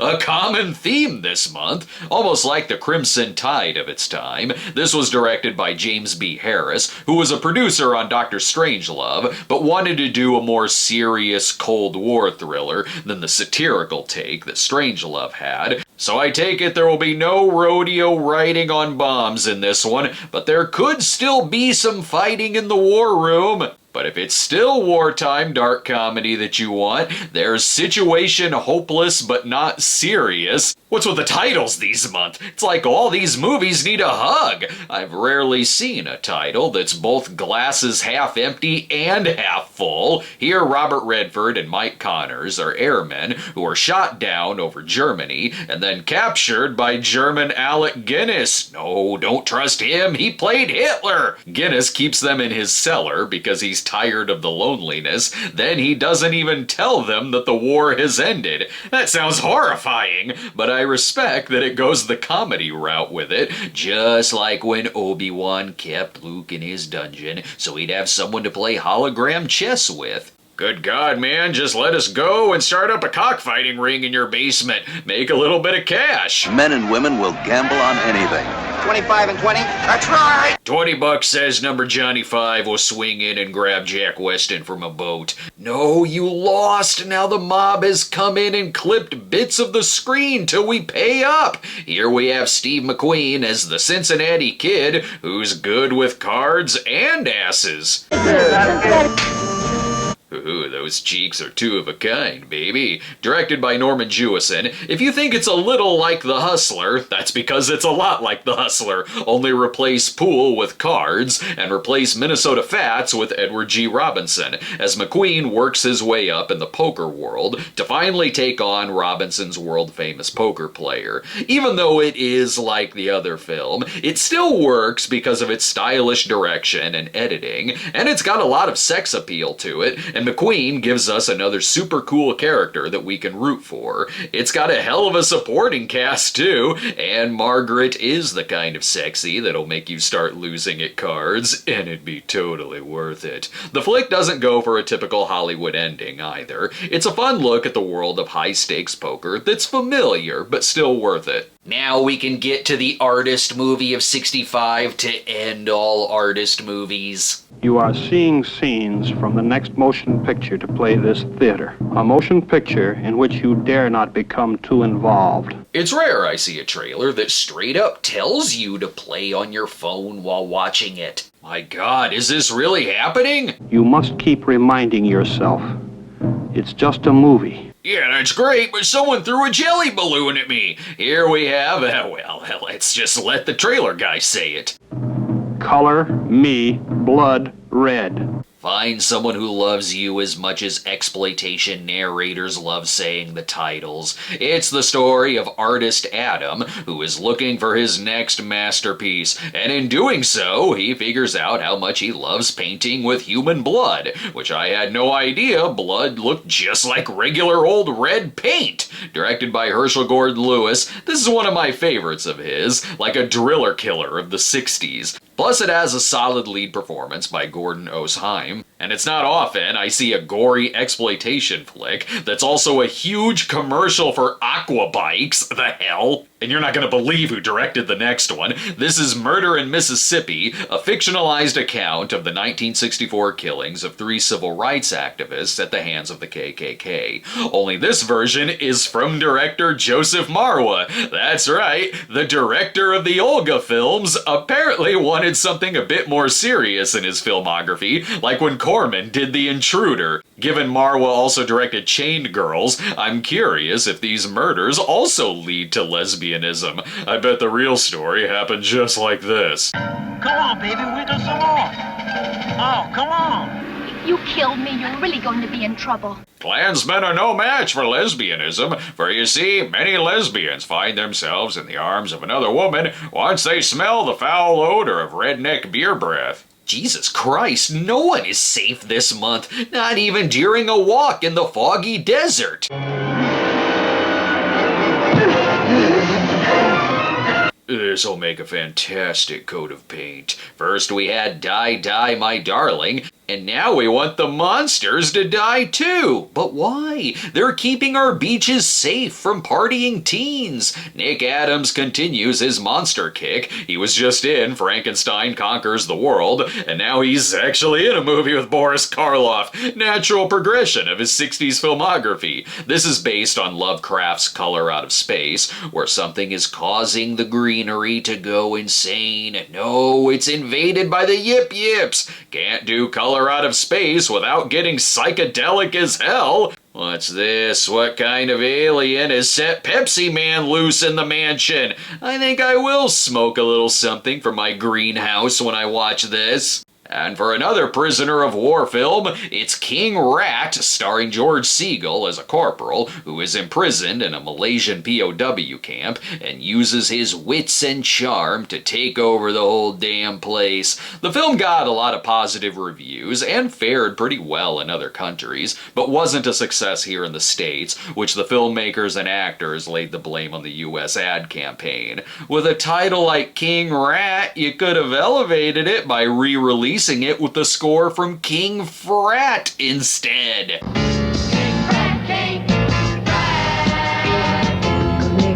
See? I, for one, have just bought a ticket. Anyway, can't let a month go by without another modeling agency movie, because here we have Rent-A-Girl, another one about a young woman who wants to be a model, but oh no, turns out to be a call girl ring. Yeah, no shit. If 1965 taught me anything, it's that every modeling agency is hooker central. Though this one seems a little more threatening. Okay, is Satan in the audience? That's how you know it'll be good. And of course there's another Barry Mahan movie, where now the girls pose with themselves as models, titled Naughty Nudes Original. It was hard to find clips of this one, probably because the footage looks like it was recovered after a nuclear disaster. Coming up in November, we've got more Elvis, plus Vincent Price gets in on the bikini action, and we have the first appearance of Gamera, who is still no match for the return of the man with no name. Ask your dealer for the big new Robiolac color card and painting guide. Robiolac plastic. So easy to use, you'll call it Instant Paint, too. November will be a month that's full of surprises. Hence the pregnancy comedy Never Too Late. Let's meet this loving couple. Kate is a girl utterly dedicated to proving she can do anything Mama can do. Well, she's about to be spotlighted on an episode of Snapped. Let me send you to bed with your nightcap, honey. I promise there's very little Drano in it this time. Plus, their daughter and son-in-law live with them, too. I can tell this was produced by Norman Lear. Dad's resisting the urge to call him Meathead. Fine time to start a family. Okay, you don't start a family out of anger, or because you're jealous of your mother, or that's just not any way to have a baby. Well, you just have to show me the way to have a baby. That leads to my second question, dear. What's sex? I see them making the most fantastic parents. What are you doing? I don't know, Dad. I never had one of these things before. I'm supposed to be eating cereal out of this thing, right? But there's a twist. It ain't the youngins who are pregnant. I said I'm going to have a baby. There. Impossible. I've been ejaculating dust for the past 10 years. I love the way this movie is advertised. Last year, there were 22 million accidents in the home. That's right, we're gonna put it on the poster that you were a damn accident. Can he prepare for today's world of demon babies? Dad, where's the baby? You mixed it up with a doll. That's right, it could be you who has to change the diapers of your baby and your husband. Now let's make up for the fact that October didn't have any kind of beach movie in it. We saw the combination of beach and horror movies before, but now we get a parody of beach and spy movies featuring Vincent Price. This is Vincent Price, Dr. Goldfoot, with plans to possess most of the money in the world. That's just the right amount for me to appear in this picture. Hell, it's even got alumni from the Beach Party movies in it. It's the story of Dr. Goldfoot, totally not a combo of Dr. No and Goldfinger, who has the plan to use robot bikini babes to rip off wealthy men. Jesus, you'd have been in some trouble if that weren't a robot, sometimes referred to as Dr. G in the UK after lawsuit threats from Eon, but now it feels more like Austin Powers with jokes like this. Sex has never been funnier. Someone never saw Gene Wilder get it on with a sheep. Oh my god, I don't know what hole to stick it in now. It takes advantage of Vincent Price's casting by also being a parody of the Corman Poe films, and it proved to have a good enough hook with its Bond nods and watching Price go full-on comedy camp that it actually did have a sequel in '66, directed by Mario Bava of all people. I'm still not feeling the terror or the go-going in that film. Now, a motion picture of pulse-pounding excitement.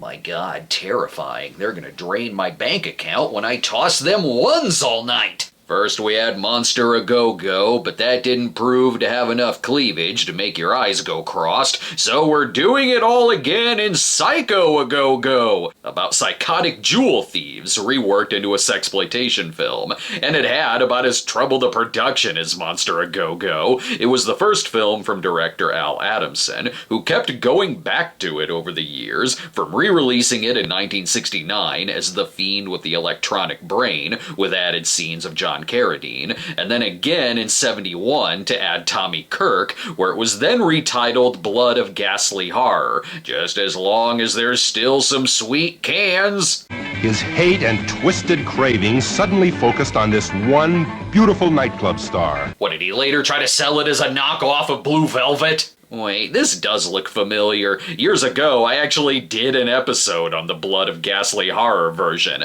I don't remember much about it, other than it wasn't very good.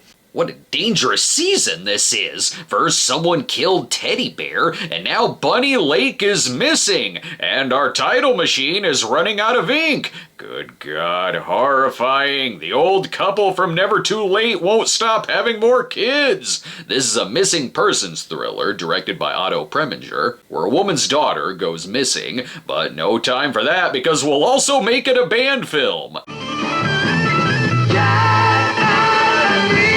Zombies. None of the police believe me that my child was taken by zombies. I'm surprised they didn't have them singing She's Not There, since a big mystery of the film is that there appears to be no evidence the woman's child even exists. Still, some of these folks seem questionable. Finlay Curry, the kindly dull surgeon. Okay, that guy did it. And the director himself seems like quite the character, too. Well, perhaps I should have called the picture, Does Bunny Lake Really Exist? But we've already made posters, so too late to change the title now. Why leave it to the filmmakers to answer the mystery when it can be the audience who does it instead? No, I won't tell you the story, because I want you to join the search for Bunny Lake. Great, we're about to be flooded with TikTok sleuths questioning if the girl's disappearance has anything to do with recent sightings of Bigfoot. And 1965 still has some costume budget money left over, so let's move on to this film of men who live by the sword, and everyone owes allegiance to our star player at medieval times. From director Franklin Schaffner, later of Planet of the Apes, this one also features Charlton Heston, who's finally finished painting the Sistine Chapel and is ready to make up for the missing bloodshed, not to mention some time with the ladies. You afraid? Yes. Why? I'm gentle with horses. It's because you look like medieval Mo Howard. This tries to do something different with the epic genre, sort of like what spaghetti westerns did for the western genre, where the movie is a less Hollywoodized CinemaScope medieval film, but tries to give it a much grittier take, such as period-accurate weapons and costumes, and the lovemaking. That naked strumpet wears our father's ring! Then honor it! He is gonna lick the manure off her boots. Look, it's either that or get flaming balls up your ass. Oh, God! Since when are people really set on fire in these pictures? Whether you're on land or in the air, no one is safe this month. Locusts, flying locusts. Miles of them.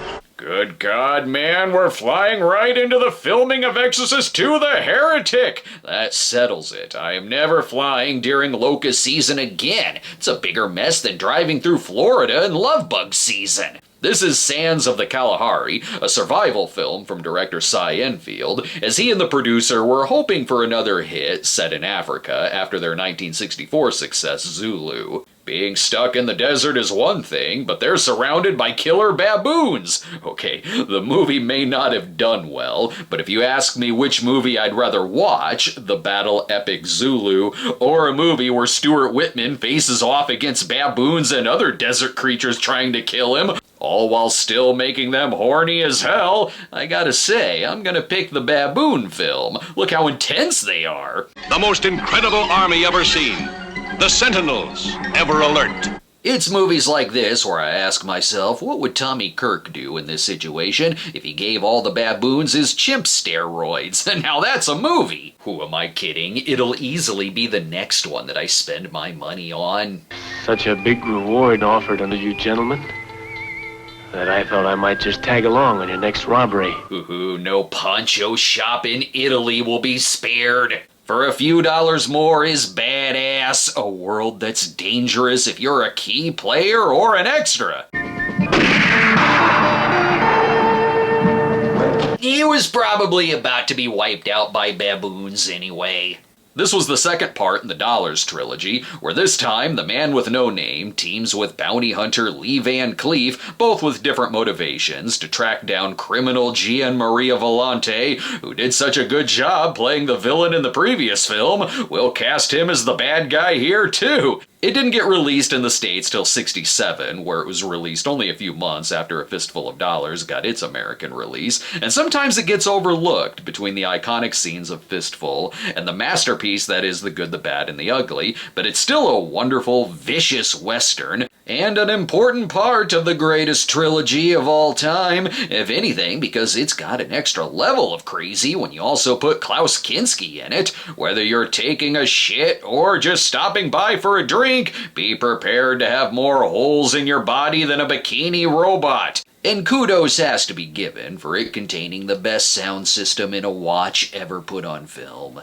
Hell, look at the next one. You can't even take a bath in peace now, where the advertising boldly states that no one will be allowed to enter the theater when she takes her bath. What? Why? Is it gonna turn into this? What was that conversation at the box office like? Hey, I'm late to the picture. Has she entered the bath yet? I'm afraid so, sir. You'll have to come to the next showing. From director J. Lee Thompson, what a combo Return from the Ashes is. Hey, do we do a concentration camp movie or a murder plot where a husband wants to kill his wife? How about both? That's right, Maximilian Schell schemes to inherit a fortune, so he marries a concentration camp survivor to gain her riches and also bangs her stepdaughter too. It's the perfect film for if you went to the Jack Lemmon comedy How to Murder Your Wife and thought, needs more references to death camps. You'll be on the edge of your seat while sitting in this delicious milk bath. And remember, you can't get up from your seat during the bath scene either. Your erection will scare the audience. Though not as scary as the continuously dangerous things going on in the desert this year. Across the burning sands rides a dauntless stranger, meeting every challenge with flashing sword and bare-handed daring. My God, who's gonna save them? Heston? Omar Sharif? Who is he? Well, I'm the Sheik of Araby. Go East, young. Should have known it'd be Elvis. He was sometimes known as the Sheik of Rock and Roll. Yes, this is Harem Scarum. You came up with that title first, didn't you? Where Elvis is a singer caught up in a plot to assassinate the king while still having some swinging fun with the slave girls. All good times involve the word slave girls. They are gonna love Elvis's music here. Go eat and drink and feast. Go East, young man. By order of the Sultan, remove his hips! What in the world is going on here? How is Elvis caught up in a conspiracy involving a cult of Yul Brynners? And be careful trying to bang the king's daughter. This is my lucky day. She is gonna keep him in the dungeon all to herself. I'm surprised he's gone this long without being imprisoned in Nottingham. Every town has its ups and downs. I can't believe this doesn't involve a genie. Known as one of the hilariously bad Elvis movies. But come on, Elvis had to get in on the go-go action too, even if it means bringing the beat to Baghdad. I bet this movie ages perfectly. In the 60s, Elvis single-handedly ended all the world's conflicts. But that Elvis picture didn't have nearly enough car racing, so for that you'll need to see the Howard Hawks film Red Line 7000, starring James Caan and is about the personal lives of NASCAR racers. You could come for the romance, but I'm here for the greatest wreck I've seen in a film like this. Watch it!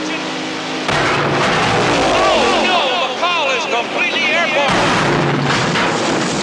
Oh God, no! Totally normal reaction to that. Oh my goodness, oh the horror, ladies and gentlemen, but let's look at the bright side. We can't see anything from here, but just remember, drivers have walked away from crashes worse than this. I doubt it. We're scooping up their ashes right now, folks, which reminds me, this race is brought to you by James River Barbecue. I tell you, it's the last time we have one of these races next to a cliff for no reason. For a bit of costume comedy, though, we have Sophia Loren and Paul Newman in Lady L, directed by Peter Ustinov, where all you need to know is a woman recounts all the amazing sexual escapades of her life. You can't fool me. She just went to see Moll Flanders and feels like gloating. Did I ever tell you about my fling with David Niven? How dare you? Oh, my God.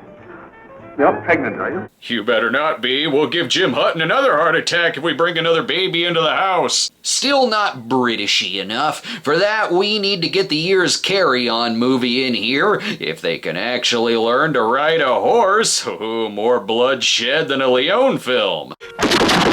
But this is Carry On Cowboy. I wonder what they wanted. Okay, that was pretty funny. This was another acclaimed entry in the Carry On series, where a bumbling marshal has to clean up the town from outlaws and the thirsty as hell townsfolk, plus he gets some help from the natives too. Charles Hawtrey as the Indian chief, Big Heap. Slaughter the palefaces! Okay, what tribe do you belong to? The High Tea Creek people? Remember, no one will enter when the damsel takes her bath, for if you attempt to do so, you'll be riddled with 6 bullets to the chest. Gotta say, some of this is silly. Big chief in Little Lodge. But I still can't help but laugh at some of it. The Hallelujah Trail really did need more collapsing beds and catfights in it. First we had baboons and locusts to worry about, now we have giant fire-breathing turtles. Here we have the first of many Gamera films, this one titled Gamera the Giant Monster, where Tokyo must again be saved by a monster created by an atomic bomb. This one goes for a more Godzilla feel, where here Gamera is more so the villain, whereas in later films he'd be a protector of the children. It got its Japanese release in '65 before getting an American release in December of '66, which, yes, of course, features new scenes with American actors. Thanks, Sandy Frank! Coming up in December, we finish out the year with the David Lean epic Dr. Zhivago, James Bond returns in Thunderball, and most importantly, the most Lloyd-approved movie ever made. Genuine Smithfield barbecue surpasses all the rest. Yes, folks, it's 300 years of tradition and taste you savor when you ask for a Smithfield barbecue James River brand at our refreshment center. When you have a movie of the month that's Lloyd approved, clearly that has to be the one you start out with. Is he friendly? Yes, along with The Great Race, 1965 has not one, but 2 of my top 10 favorite movies of all time. That Darn Cat is a crime comedy classic, where DC the Cat just simply wants to harass local shop owners and steal Roddy McDowell's duck. Where's the duck? I beg your pardon? I want my duck! Only he happens upon a thriller in progress, and may be the key to helping the FBI find 2 bank robbers who are straight up gonna kill their hostage. That's what's great about this. It's a seriously funny movie with a brilliant animal actor and great slapstick, but the threat of the movie is real, as villains Neville Brand and Frank Gorshin play their roles like they're straight out of Stanley Kubrick's The Killing. Because I got friends. 10 little lead-nosed friends in here.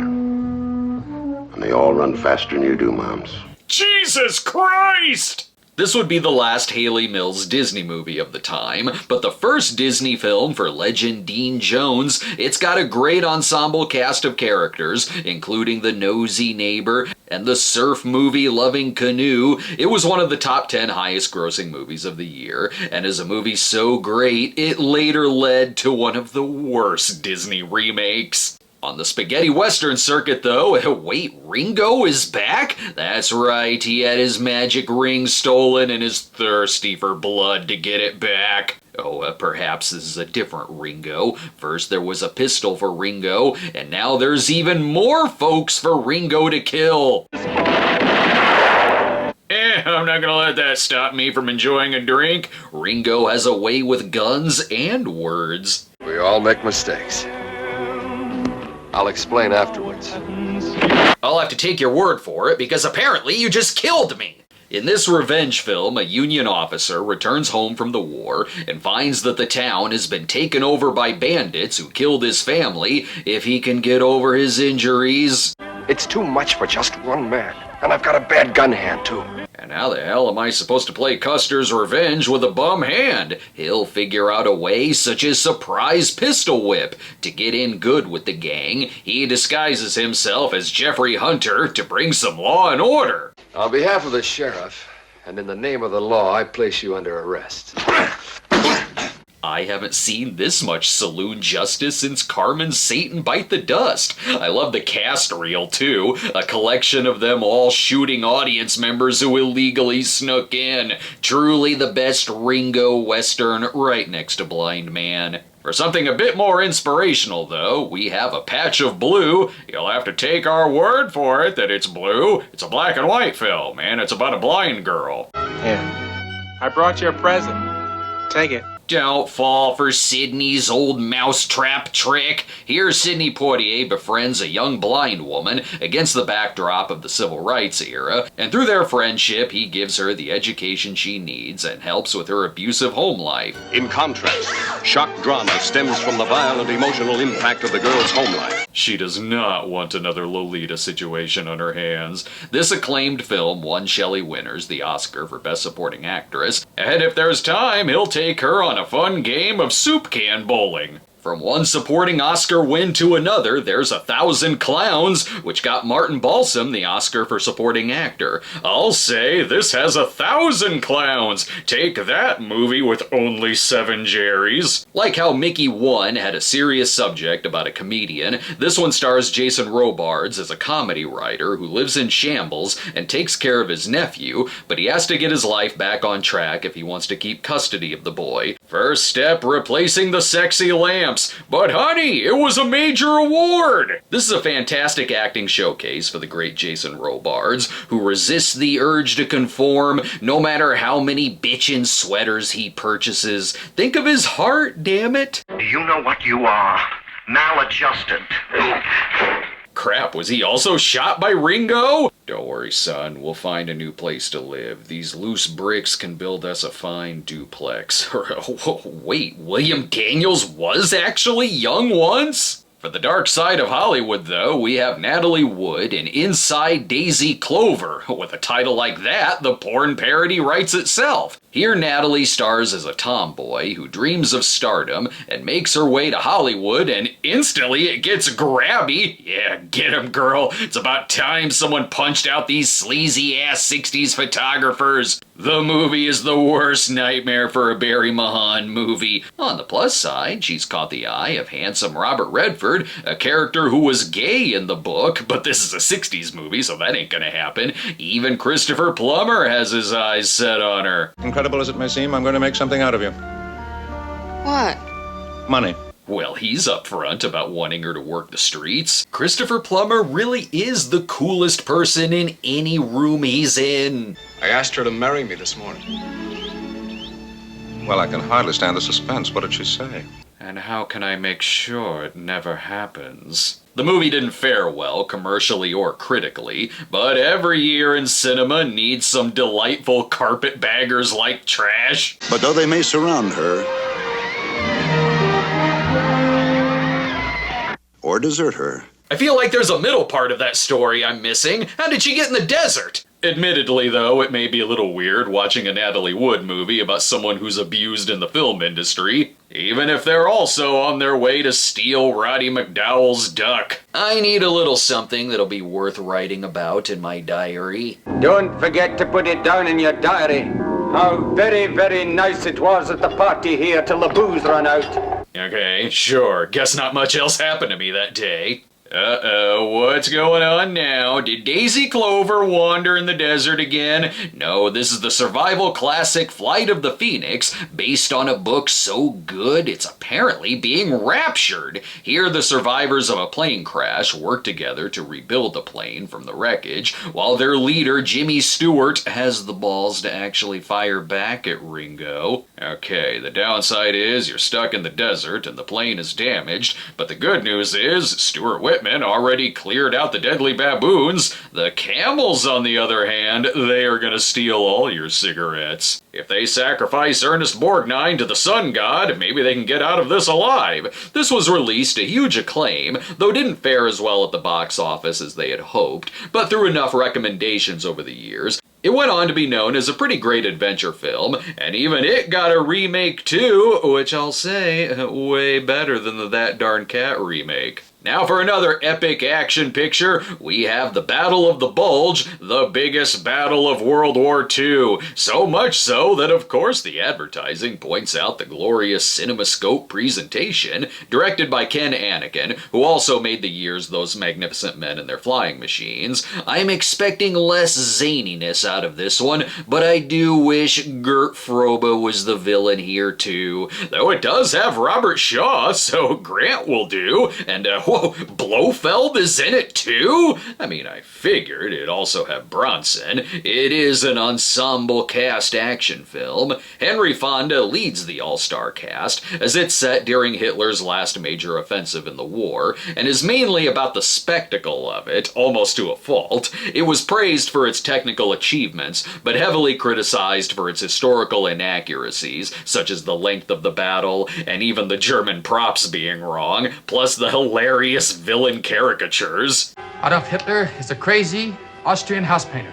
Perhaps you are going too far, Lieutenant. If you're an art critic, perhaps you should show us your papers? In terms of war film entertainment, it does have its merits and was a big influence on how the Battle of Hoth looked in Empire Strikes Back. However, after seeing this, I'm finding it hard to believe Quint was on the USS Indianapolis. Let's keep the Bond comparisons going with the Cold War thriller The Spy Who Came In From the Cold. Hey, where's the book going? I haven't read the full title yet. This ultra-cool movie stars Richard Burton as an MI6 agent, the alternate world where he's the suavest 00 agent around. No bicyclist will be safe. Sadly, he breaks under pressure. Hell, it even has the same screenwriter as Goldfinger, and what? M is in it too? Luckily, this is a far better picture than Operation Kid Brother. You know what these movies really need? A vacation. Travel now to Planet X.